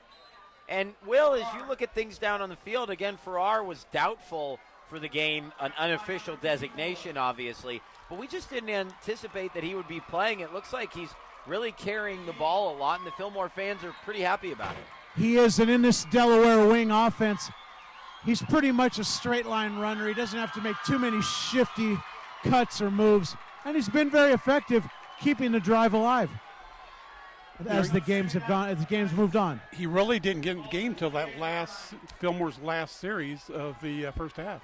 No, but very effective. Very effective. Yeah, that would be illegal shift, penalty a certain flag procedure down. penalty, 2-man in motion at the snap of the ball. Looks like they both got the same direction and both went in opposite directions. And Mike Montoya will take the penalty. 2nd down and 13 on the way. Yeah, You can only have one player in motion at once. Well, you can have 2 of them move, but one of them has to set before the snap. So he could have gotten out of that if he just wouldn't have snapped the ball until they stopped moving. Just so that I understand the rule better, though, Will, if they start their motion at the same time, they both have to come set, and then you can initiate a motion. That is correct. Okay. 2nd and 12. One player in motion is Jose Perez. Throwing near side Rosales. And boy, if the corner on the near side had picked his head up and looked at the ball, Marty Alvarado, he might have had a chance to pick it off. Yeah, unfortunately on that particular play, he missed number 7, Fernando Padilla, wide open over the middle on the drag route from the tight end position. He's a big boy, and that's something that Fillmore's always had. You think back to Justin Court last year. 2017 win for Fillmore a year ago at home in this game, and then a 14-7 win for Santa Paula in 2013. Of course, that banner season you go back to for Fillmore is 2008, when they reached the CIF semifinal. Out in the Mojave Desert, Deuce, you were there, weren't you? I was there, 29 points. Throw to the near side, What a one-handed catch from Jose Perez. He's already thrown a touchdown tonight, but that rather exciting grab goes for no gain. Yeah, he'd actually might have even lost a drop. He'd have probably been better served just to bat that one down. Hey, the clock keeps running. It's a good point. Big key. Remember, 14-7 the count of this game in 2013. Interesting, Santa Paula, not really. Well, a little bit of a rush came late, but not as much as I would have expected. A poor punt. Probably about 10 yards. Well, they're going to be generous Less. and give him, 14 on the punt. Well, what are they giving the ball into the 37? 37, and the punt came from the 23. Yeah, I did my math right. Yeah, you're right there. Excellent field position, Santa Paula. That's Mickey Perry's geometry class paying off. Oh yeah, he could tell you. He could tell you where I sat in his algebra class circa 1991. Boy, that was a long time ago. That was Bush 1. Still teaching math at the college to this day. Such a legend. Here's Keyshawn Mata with an The inside counter. handoff to Marquez. That was a horse collar right there. And the penalty flag thrown, half the distance to the goal. One play in offensively to the second half, and Santa Paula will have the ball on the 11-yard line. That's that counter play we talked about earlier. The left side of the line pulling, kicking out the end, leading through the line, leading to an excellent gain off tackle. They waved the flag off. I don't know, Will. You were right there. Boy, it looked like it to me. It was clearly a penalty in my view. Grab But the shoulder even if pads. it was just the jersey and not the shoulder pads, to me that It was an a shoulder infraction. pad. With Or all the the shoulder with pad. all the emphasis on player safety in this day and age, that has to be called, It's a in my flag. opinion. It's a penalty. No, I just don't agree. And I Now a hate to call- 6-2 defense from Fillmore. Here's Marquez again. And Marquez is stuffed. He does pick up 3 yards, but Kevin Galvan, the junior linebacker, with a nice tackle on the play. Yeah, Galvan having a nice run there. Fillmore's gone to a 6-2 defensive lineman with 6 players at the line of scrimmage trying to crowd that Cardinal run game. Will See the if that Cardinals go continues. back to the run? Yeah. I think Mata may just pull the ball out and throw a pass. Well, Vega one-on-one near side, Will, right in front of you. yeah, there's some green grass right in front of me. Marquez again, setting up a third down. Lost a yard. And let's remember, if Santa Paula is cautious here, there's something about the way this game is moving and the current score that you really just want to take a lead. Whether it's a touchdown or a field goal, I think the most important thing is that you go in front. Yeah. Well, this is fourth down territory. You could kick a 37-yarder, 38-yarder. To me, you got to take a chance at it. Vega will be the near side wideout. Got to keep an eye on Robert Reyes, number 16, just on the right side, and they just go back to Marquez on the far side. And Marquez turns the corner, makes his way down to the 2-yard line. First and goal, Cardinals. Big play. Coach is getting a little thirsty coming out of the box there, had to get warned. And into the no huddle here. It looks like they had 2 plays called in the huddle. The clock runs. Keyshawn Mata, the quarterback, is set. Handoff. Marquez. Touchdown, Santa Paula. And the 2-point play is coming. Maybe they have 3 plays called, Will. As they'll look to quickly work this 2-point conversion. Actually, Keyshawn Mata is striding back to the near side to get the play call and take it out there. I'm a little surprised that they wouldn't give him an armband knowing the entire situation instead of making that trot so often. I just don't think it affects him very much. Oh, it doesn't. It's just interesting when you see the quarterback running back and forth to get the play. Extra mileage. Yep. Right side give. Marquez Made it. again. Marquez is in. Touchdown, Cardinals. Well, the 2-point conversion, I should say. I just wanted to call touchdown again. 14-7. Well, the Santa Paula coaches have certainly gone in at halftime and fired up that offensive line because they are blowing people off the ball right now in the run game. You know, it's really interesting. In the first half, Santa Paula had 144 yards. 94 came on 5 plays. So on their first drive in the second half, they've had a 13-yard run and a 20-yard run. So big plays have been the key for Santa Paula to this point. Well, that Fillmore depth, as we talked about earlier, with under 30 dressed players, might be catching up at this point on the defensive front. That's a great point, Will, and we'll keep an eye on how Santa Paula runs the football. Well, Fillmore's crowding 8 guys at the line of scrimmage, and Santa Paula is getting to that second level fairly easily. Here's Perez to return, and Perez right up towards the 25-yard line again. Fillmore had their backs against the wall, or so it seemed in the opening period. Let's see what they do here in the third quarter. This is the 105th meeting between Santa Paula and Fillmore, and where else would you go for coverage on this classic game other than the Ventura County Star? If you like being in the know, subscribe to the Ventura County Star and discover what's happening in your neighborhood.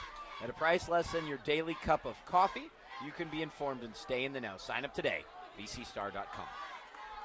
Gotta love those mobile apps for the Star as well. The alerts are fantastic. Unbelievable. Camarillo 42, Simi Valley 14. Pitch to Uregi. Right side, that goes for no game. Cameron Rising from Newberry Park. How do you like this for a breakout performance from this young man? These statistics, guys, are in the first half.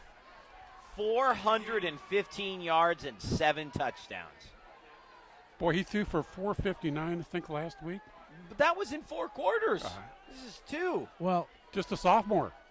Deuce, looking back all the way to guys like Keith Smith, Newberry Park is always a couple steps ahead of the curve offensively with Coach Fabricas calling the plays for decades, it seems. He does a tremendous job. And it's one quarterback right after another. Dropping, throwing. Rosales has a man. What a catch! A one-handed grab from Vincent Whitaker. He reaches out with his lone paw and hauls it in. Lightning striking for the Flashes. 41 yards. That play-action bootleg has been effective now twice tonight for the Flash. Whitaker is actually the son of a Santa Paula alumni. His dad went to school here. A sensational grab that really can energize Fillmore. Now 35 yards from the end zone, and what is a outstanding third quarter thus far. The Fillmore fans have perked up a little behind me. They're starting to get there's their end What around a great reverse. read defensively. Robert Reyes, he's made plays on both sides of the ball, guys. Yes, and Brian Jimenez also helped sniff that play out, number 16. And an injured Santa Paula player right at the new line of scrimmage. Let's take you through some of the scores, guys, and we'll update you as much as we can on the injured player. I believe it's number 14, David Arguelles, but I will double check that without coming too far out onto the field. Well, we'll keep you posted on that. Calabasas leads Pacifica 27-0 after 3 quarters. Meanwhile, Rio Mesa has jumped in front of Santa Barbara 37-31. That Rio Mesa Calabasas game is shaping up to be a good one next week. Although, look at what Calabasas is doing to the Tritons. I don't know. 42-21, Camarillo on top of Simi Valley. Sam Lancelotti with his second touchdown catch of the night. 39-7, Oak Park on top of Carpinteria. Oxnard leading Buena 23-13. That's been a strong second half between the Yellow Jackets and the Bulldogs. Injured player is Edgar Vigil, the sophomore. I completely butchered that pronunciation, but we're just going to run with it. Silent G, DP. Silent G. You should have taken my Spanish class back in the 2000s. I'll tell you what. I can speak a little bit of Spanish, but that doesn't mean I'm going to bust out my accent on air here. When you're in Santa, you kind of need to. Oh, nice fake, but great read by the Santa Paula defense. Boy, what a huge play that was by Reyes. I think it was overshadowed by the injury a little bit, but Fillmore had all the momentum. 1st and 10 on the 35. They call something of a trick play, and it's a 10-yard loss. Sometimes you can get a little too cute with that momentum. Probably be a little better served to have stayed full speed ahead, but now you have 3rd and long. 3rd and 20 for Ruben Rosales. What a toss downfield and catch to Vincent Whitaker. But now the flashes staring down a long 3rd down. And Rosales feeling the pressure. Nobody was looking. Over the middle to Nobody was looking. Perez, and he just didn't pick his head up in time. And Fillmore will probably be forced to punt, although they can pin Santa Paula back deep. Matt Dollar sends out the punt team at the 5:04 mark of the 3rd quarter.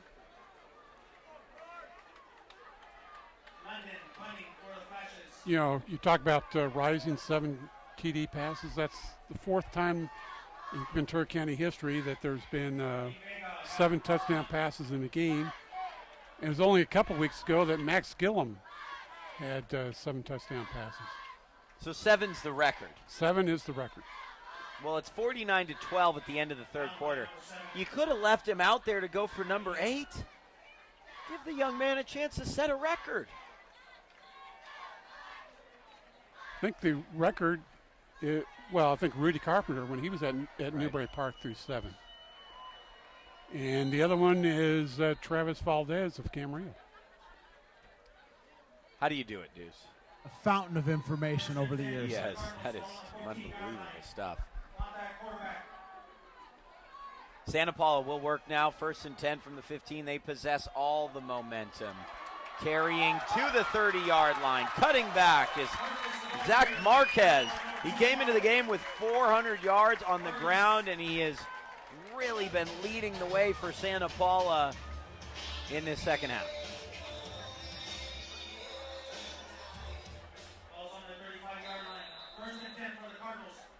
Eminem, Mata, and Marquez in the backfield. It's Marquez again. And look at all the space as he moves up to the 42-yard line. Marquez really starting to get in his groove, finding those creases off tackle. And that's what it is for these type of running backs, isn't it? It's about finding your groove, especially in a two-back system. Yeah, it's really a feel for the flow of the defense and your blocking up front. Sometimes it takes a bit of time to get accustomed to what will be available. And Santa Paula content to see the clock continue to run as the Cardinals lead 14-7 in this third quarter. Remember, Fillmore scored just 14 points on the season as a whole. Again, it's been a tough schedule, and as Deuce said, 3 of their next 4 opponents are currently unbeaten as well. And then, life in the Tri-Valley League. Marquez gets away great pursuit. for a moment. Should have lost about 5. Fillmore is literally putting 8 players at the line of scrimmage to slow down this Cardinal attack. You would think the play action pass to the tight end is imminent. Reyes is in there, as is Vega, and now Keyshawn Mata will head back to the huddle with Chris Garcia, the substitute, coming out for Reyes. Taking a little bit longer to call this play, Will. Yes, I'm keeping an eye on the back judge for the play clock. We're at 5 seconds now. There's a 5-second warning. Mata now throwing downfield, way downfield, and it's overthrown. Nice coverage on the play by Jose Perez, and you just got the feeling that Mike Montoya had something up his sleeve there, didn't you? Yeah, interesting choice of calls there, but probably like the matchup. A little height advantage on the outside, worth a shot. Probably 3-4 inches worth with Will, what have your interactions been with Mike Montoya over the years? I've always enjoyed working with him. Obviously, he took over after the Steve Yarnall debacle, and Montoya's been a great coach. All positive. He's been a pretty upfront guy as far as I can tell, all indications. Oh, the comeback route does hit the ground. Nicely run pattern. Damian Polito, the intended Polito target. there. You got a great view of that. Yeah, it was a well-run route. The ball was dropped short. But yeah, Montoya is very cut and dry. Yeah, very businesslike. Yeah. Not a lot of fluff there. I think you know what you're getting most times. And I think that's what Santa Paula needed, obviously, after they had a great leader in Teowa Sanchez, but really it was just a little bit much for him at that time to be a head coach. And, they bring in an outside candidate and someone who had a less than stellar track record in terms of his commitments to other institutions, and Santa Paula was burned. Yeah, and you got to credit, in my opinion, the athletic director here at Santa Paula, Danny Guzman, high-energy guy, loyal Santa Paula guy, has done a phenomenal job just slowly rebuilding this program from the facilities. Though I checked out the weight room, the gym. It's really one renovation after the other under Danny's leadership have been tremendous here. And specifically the football hire got the right guy at the right time. And he revitalized the Boosters Club, too. I mean, he got rid of them at one time and then brought it back. Yeah, there were some troubles there. Yeah, this city will support if you get the right people. And not to mention, won a league championship as the basketball coach a few years ago. Yeah, Danny Guzman, a great athletic director. He's a good guy as that punt goes into the end zone. And Fillmore will take over on the 20-yard line. 2:43 to go in this third quarter. What now is sort of the question in this game. Which way will the pendulum swing? You figure there's a couple more big plays left. You just never know when they're going to happen, who's going to make them.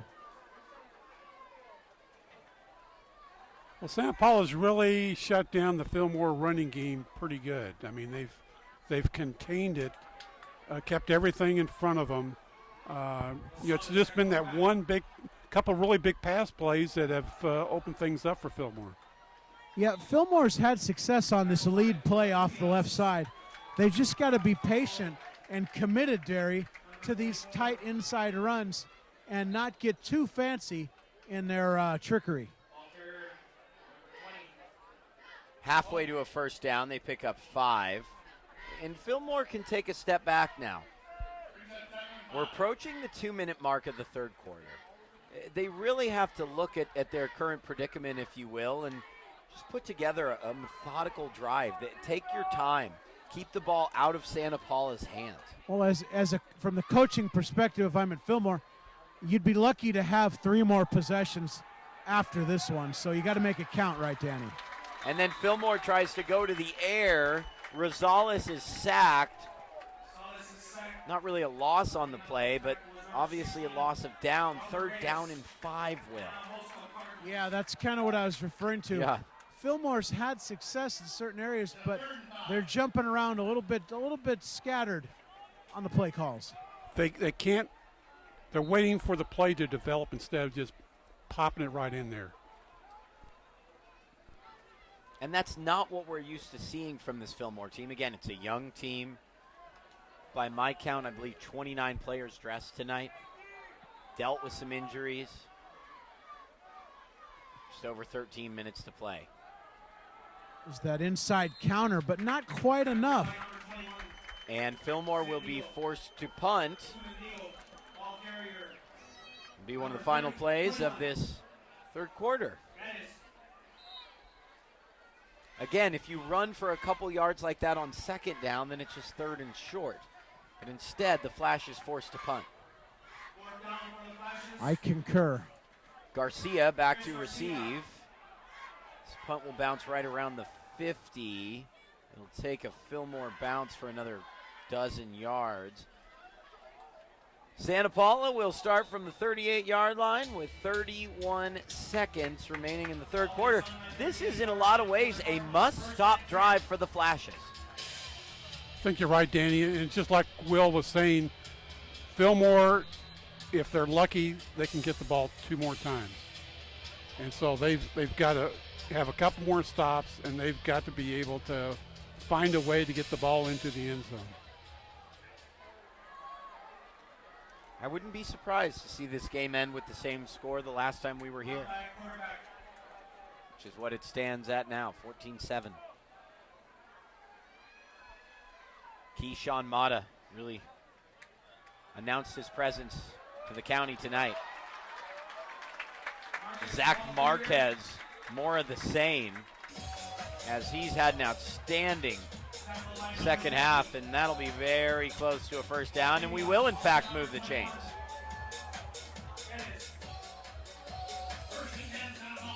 Mata heads back into the huddle to try and run probably one more play in this quarter. Polito, the wide out to the far side. 6 men on the line for Fillmore. It's a give to Marquez. He's across midfield, 45-40, 35, and as the clock strikes 0, the Cardinals have a first down and are 35 yards from the end zone. Big hit from number 51, Kevin Galvan, from his linebacker position. What a burst, though, from Marquez, and a strong third quarter from Santa Paula at the end of 3. Marquez is really putting together a pretty nice ball game here, DP. Yeah, he is. Marquez has had an outstanding third quarter. Do you have the numbers on him from that period? I've got him 97 yards in the third quarter. Wow, what a tally. He had 199 against Templeton, 108 in the opener, 400 on the season, and for 90-plus in a quarter, especially in this game, massive. I'm very impressed with his patience as he lets the blocking schemes develop and then bursts through the hole. That's it. It's really the burst, isn't it? It is, but it's after the patience. What happens is young running backs tend to hit the hole too soon, and they don't allow the big men to really set up the blocks appropriately. Do you notice, Will, that when he gets the ball, he's got 2 hands on the ball. Then once he gets past the line of scrimmage, then he's got it in his right arm. He does, but then immediately when he feels the pressure, he covers it right back up. Right, I saw it coming right at me. Excellent ball security. Important in a game like this. Mata going for the end zone. Open. Bobbled. And it finally hits the turf as Mata laid it out there just a little bit much. Close to being intercepted, too. Pretty solid defense from the Flash secondary in that 3-deep zone. George Tarango came up limping a little bit. He's had a great game, Tarango, defending on that play. And I'll tell you what, if your corner is hobbling a little bit, you probably want to get him off the field. And he is. Matt Dollar makes that key substitution. Here's a shift from the Cardinals. Everyone comes set. Mata with the handoff, and Fillmore all over it. Omar Valdivia, the senior tackle, with a big play in his final Santa Paula Fillmore game. And now you're in 3rd and 15. This potentially 2-down territory. Although a punt here from Santa Paula might ice it. If you could nail Fillmore back inside the 10-yard line, that could potentially take 7 to 8 minutes to get the ball out here. One of the challenges of being a run-oriented team. Trips to the far side, as we've seen for the Cardinals. Mata in the shotgun. Keyshawn, 7-man rush. Keyshawn having to throw toward the first down marker. He's short. Complete. Oh! And picking it up and running into the end zone is Damian Polito. There are plays that win this Santa Paula Fillmore game that you tell to your kids and your grandkids and even beyond.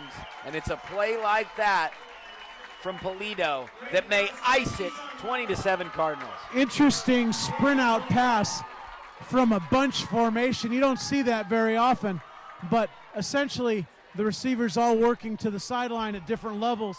Phenomenal throw and catch there from Mata to Polito.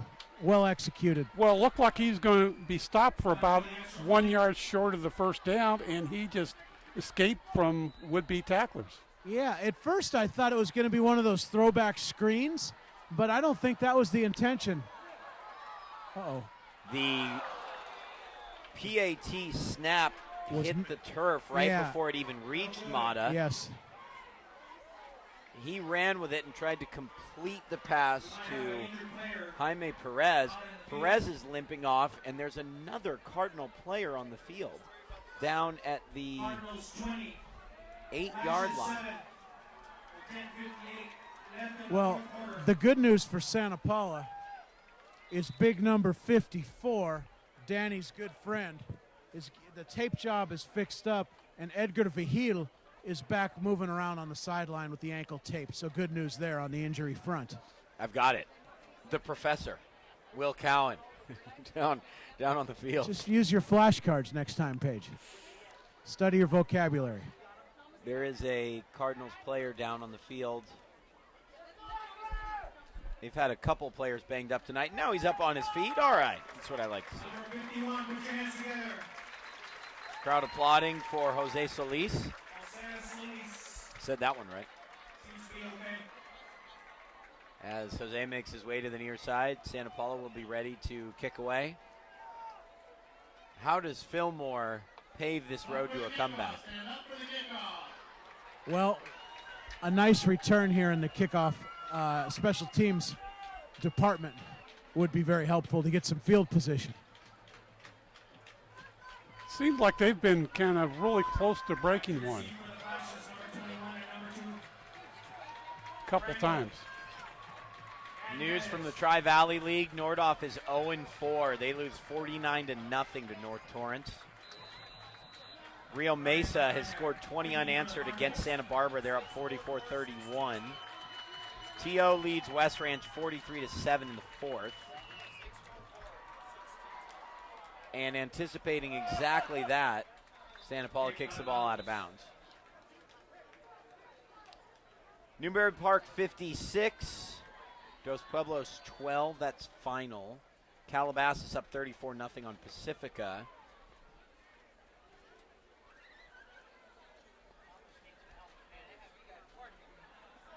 Moore Park and Huntington Beach tied at 28 going to overtime.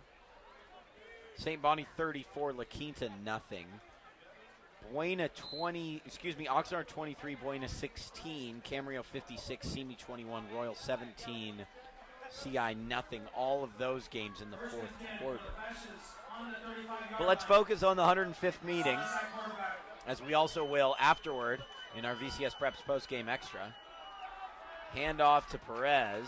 Perez up to the 50, blocking downfield, and is finally taken out of bounds at the 48-yard line. A nice gain on the ground to kickstart this drive for Fillmore.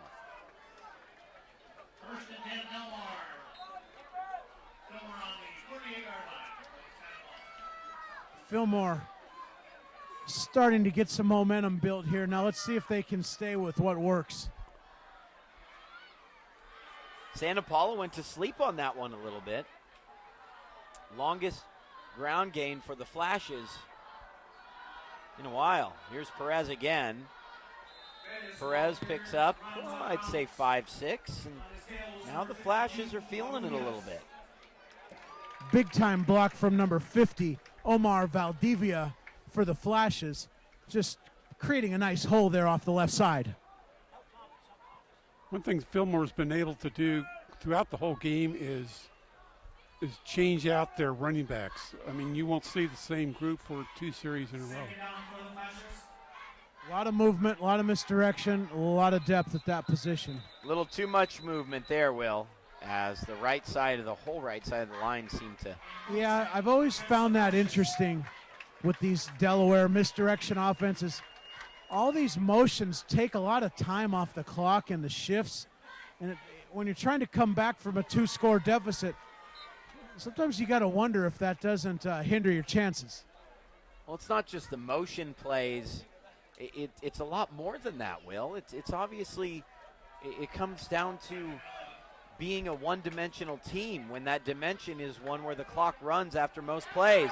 And now a miscommunication instead of a misdirection. And Rosales is thrown down for a 5-yard loss, 3rd and 16 coming. Costly mistake there from Fillmore. They were just on the brink of moving into the scoring area there. That's the same thing that happened on their last series when, after the big pass play, they had that 10-yard loss where the quarterback was sacked. You are correct, Deuce. That is unfortunate luck for the Flashes at this point.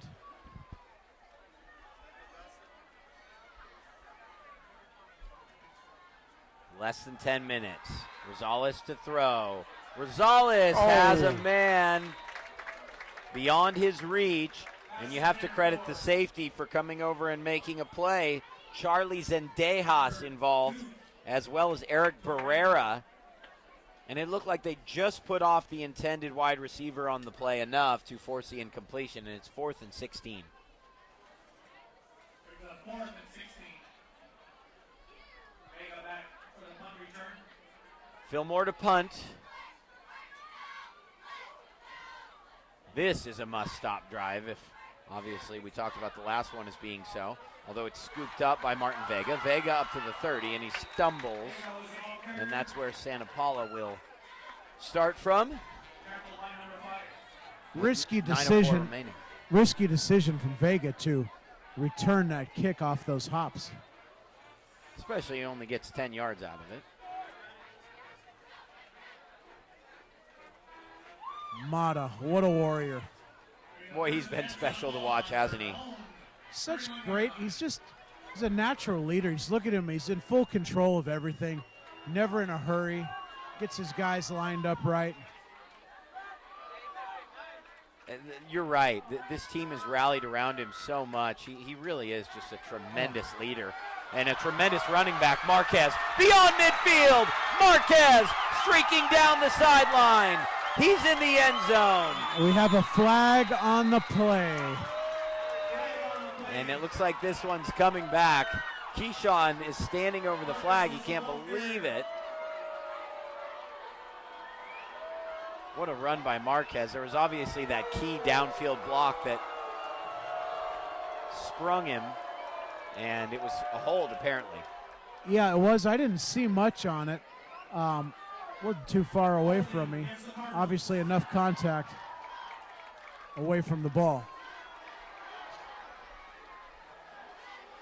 So that's the second time Santa Paula has had a touchdown wiped off the board for a penalty.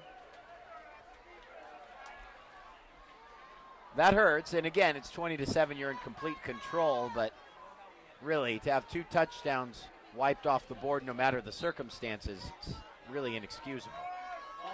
Yep, you got to have that discipline and release those blocks when you're out of the play. First down and 6. They'll go back to Marquez. A very similar play. He spun around, picks up 4, stays in bounds. Will, we're going to have you catch up with a player of the game after the game, and possibly 2. Possibly 2. All right, I'll leave that to you. Mata has been a tremendous leader, and you look at what he's gone through in his young life. Having, he talked about how he remembered at 5 years old when he was told he was going to have his leg amputated, or his foot amputated, I should say. His mother was crying incessantly. And he said, "What's the big deal?" As he lays this off to Marquez, and Marquez picks up the first down. But that's kind of his attitude, isn't it? He's a resilient, roll with the punches, cool-headed kid. Well, they found themselves trailing at 2 different occasions during this game, and it didn't faze him. He's just positive, encouraging his teammates at all times. It's interesting you say that he trailed at 2 different times, because that's how it feels with that missed PAT for the most part. That's correct. I mean, they were down 7-0 and 7-6. Didn't faze him. Look at the end around, and another huge block from number 55, Brian Cotton. Marquez clearly taking the place of Noah Magana as he picks up a first down. 7:53 to go, clock running. Santa Paula in control.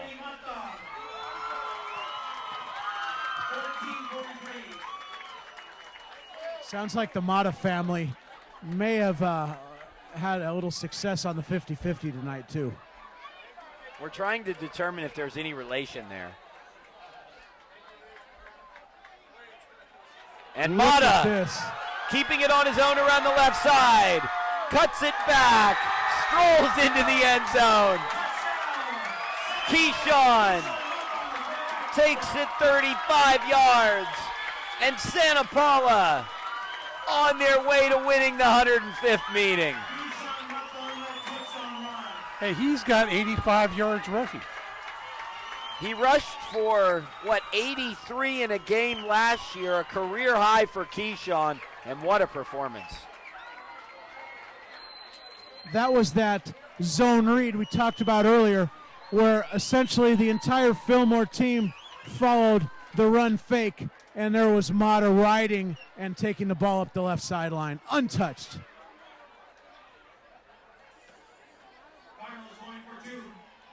Santa Paula will go for 2. We were talking about percentages. I'll get to my point in a second. Keyshawn with an inside handoff to Anthony Morales. Morales is close. It's no good. Score is 26-7. Let me say this. We talked about the NFL percentages of going for 2. As long as you hit a 48% two-point conversion percentage. I think it might behoove Santa Paula to go for 2 all the time with the PAT issues they've had. That is quite possible.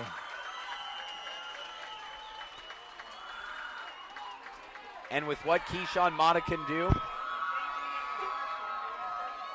I can hear the crowd, Will. I mean, they're absolutely ready to explode with the score at 26-7. They are near delirious, DP. There will be probably more than one celebration in the city of Santa tonight.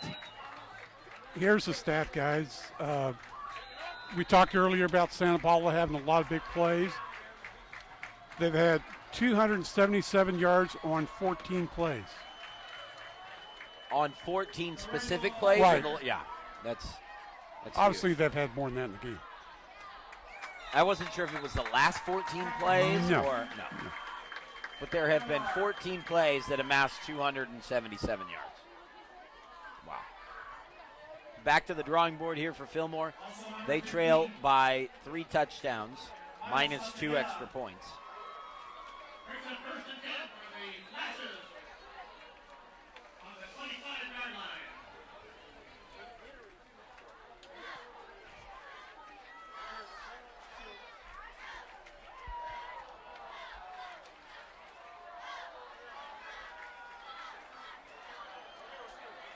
Rosales taken down for a loss of a couple yards. There is a penalty flag on the play. Well, one thing that's so famous and different about this game that they take a lot of pride in the two communities is the 50-50 drawing, which, correct me if I'm wrong, everyone puts money in the drawing. Half goes to the school, half goes to the winner, hence the 50-50.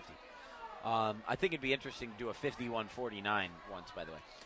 Keyshawn Mata scores his 33-yard touchdown run. The 50-50 drawing tonight was over $2,800. That's pretty high for a high school game, and definitely for a crowd of just 3,000. 50-50 drawing was $2,800. Keyshawn scores a 33-yard touchdown, and then his dad wins the 50-50 drawing literally within the space of about 30 seconds. No, it wasn't his dad. I guess the VCS Preps Twitter needs to be corrected on that. Could have been a cousin. Sure, definitely. We'll go with that. I'm hearing from our public address announcer that it was not his dad, although the VCS Preps Twitter says it was. We have corresponding reports, ladies and gentlemen. One way or More another. on that. One way or another, there will be happy Matas tonight in the city of Santa Paula. Stay tuned to the Mata Twitter saga at VCS Preps Twitter account. The Cardinal faithful not letting up at all in the stands. They are fired up. 3 wide receivers to the near side. It's actually 2 and an offset back.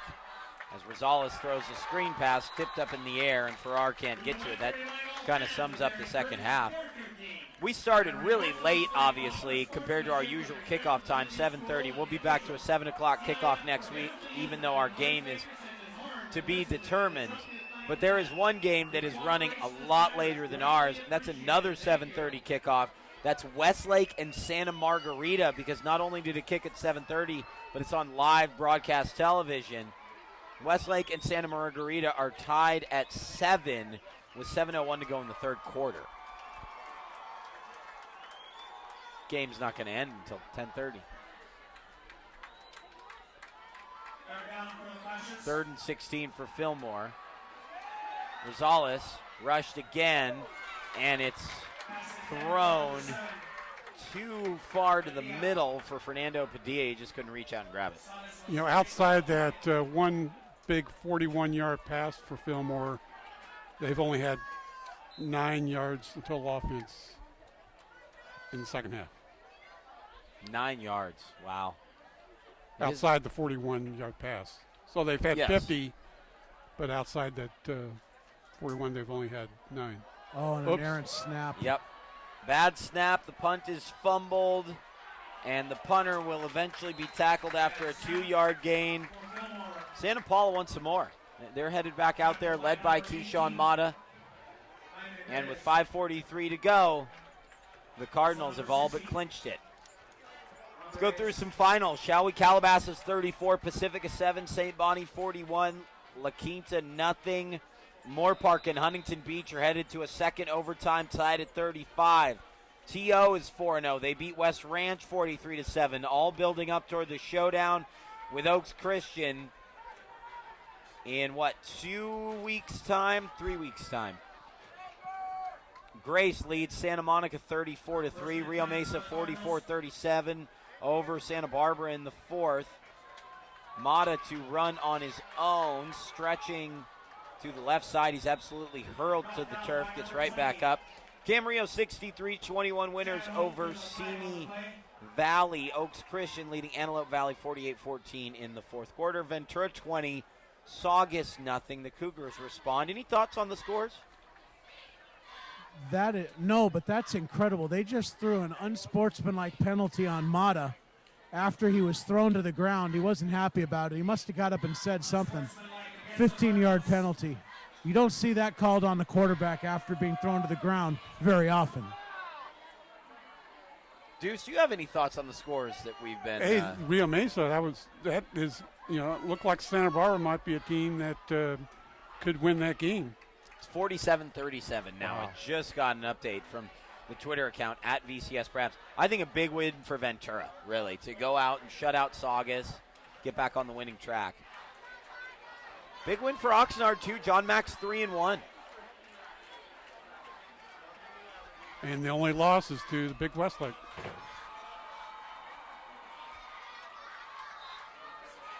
Clock has continued to run during this whole ordeal. Hard to figure that. And now a high snap from Mata. Mata hands off to the left side to Marquez. Marquez ultimately goes out of bounds. The clock will stop there, 3 minutes and 50 seconds. It has been a comprehensive performance from this Santa Paula offense. We really haven't been giving enough credit to the offensive line. Well, you have, Will. We've seen some incredible blocking in this second half. As this game has developed, the pulling guards for Santa Paula have just been on point in the blocking schemes.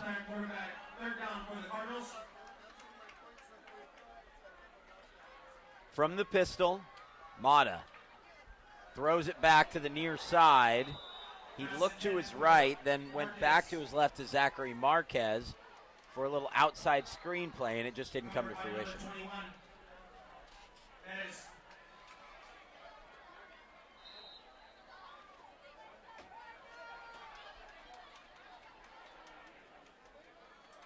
Fans even starting to head for the exits, I should say, as this one is just about done, Will. 26-7. It's all Santa Paula in this second half. No question. I think the depth of Santa Paula, the energy of the offensive line, and certainly the tenacity from both Mata and Polito, and then the running game from Zachary Marquez has just been too much.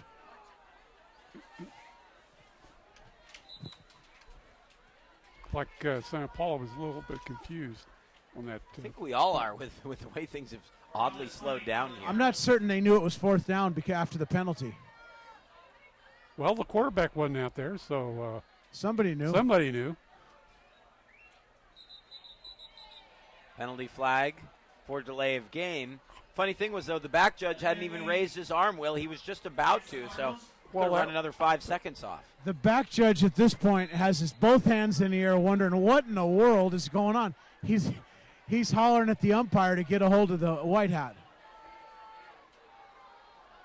Interesting.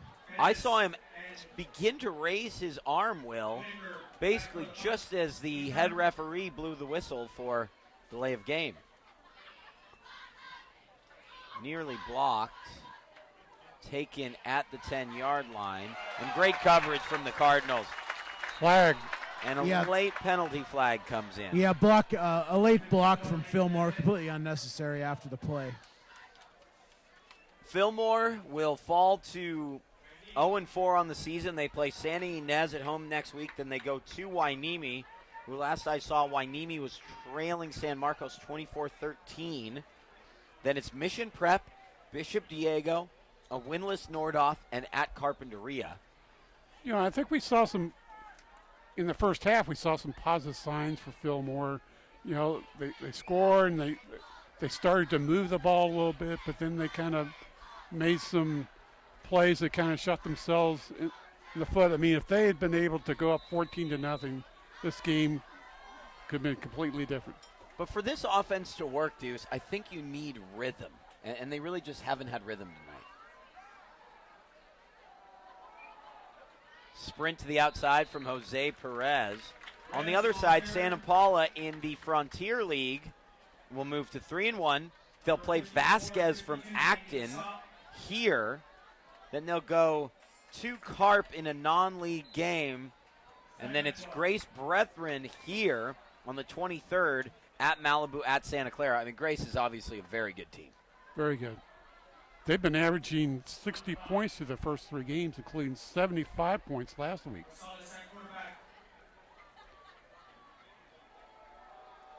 An inside give for Fillmore. The Moore Park game has gone final. Tyler Ray's a 16-yard touchdown in the second OT. Moore Park wins 41-38. Grace is up 41-3 last we checked, by the way. And Westlake has actually taken the lead on Santa Margarita. Bunker to Howard, 14-7 in the third quarter. Interesting. Boy, and Theo Howard, they've got one great weapon there. One of the top receivers in the nation.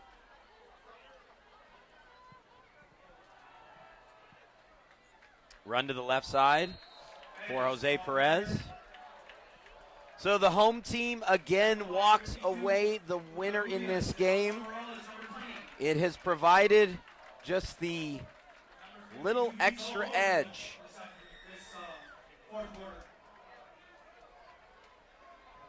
Just the energy in this facility is unbelievable. The last away victory was in 2010. The home team has won every other time these two have met. Matt Dollar's punting on 4th down and 8. You wonder how much the first 3 games kind of really took it out of Fillmore. Yeah, Fillmore falls to 0-4, but tonight is all about the Cardinals. They win 26-7 in the 105th meeting between these two incredible rivals. Santa Paula 26, Fillmore 7. Your thoughts, Mr. Eads? I really was impressed with Santa Paula, how they really were able to come up with the big plays. Mata really impressed me. He had one sensational game. Didn't connect as well on his passing game as he would have liked, but he really ran the ball pretty well, and he really directed the offense well also. And the Santa Paula defense really came up strong in the second half. I think the Santa Paula team, to really have their groove, they have to have a strong running back leading the way, and that's exactly what we've seen, of course, from the Cardinals tonight. As what a performance stepping in Zachary Marquez. We're just about to send it down to Will Cowan in a moment. He'll be speaking with Keyshawn Mata as the helmet is headed back to Santa Paula. The Cardinals claim victory in the 105th game. Their 59th win in the series. And we're ready now, just to the left of that big pile, to send it down. Let's toss it down to Will Cowan, who is with the quarterback and our player of the game here on the VCS Preps Game of the Week, Keyshawn Mata. Will? Thanks, standing by right here with Keyshawn Mata. First of all, talk to us about the energy all week long in this rivalry game. Andrew, it was up here right now.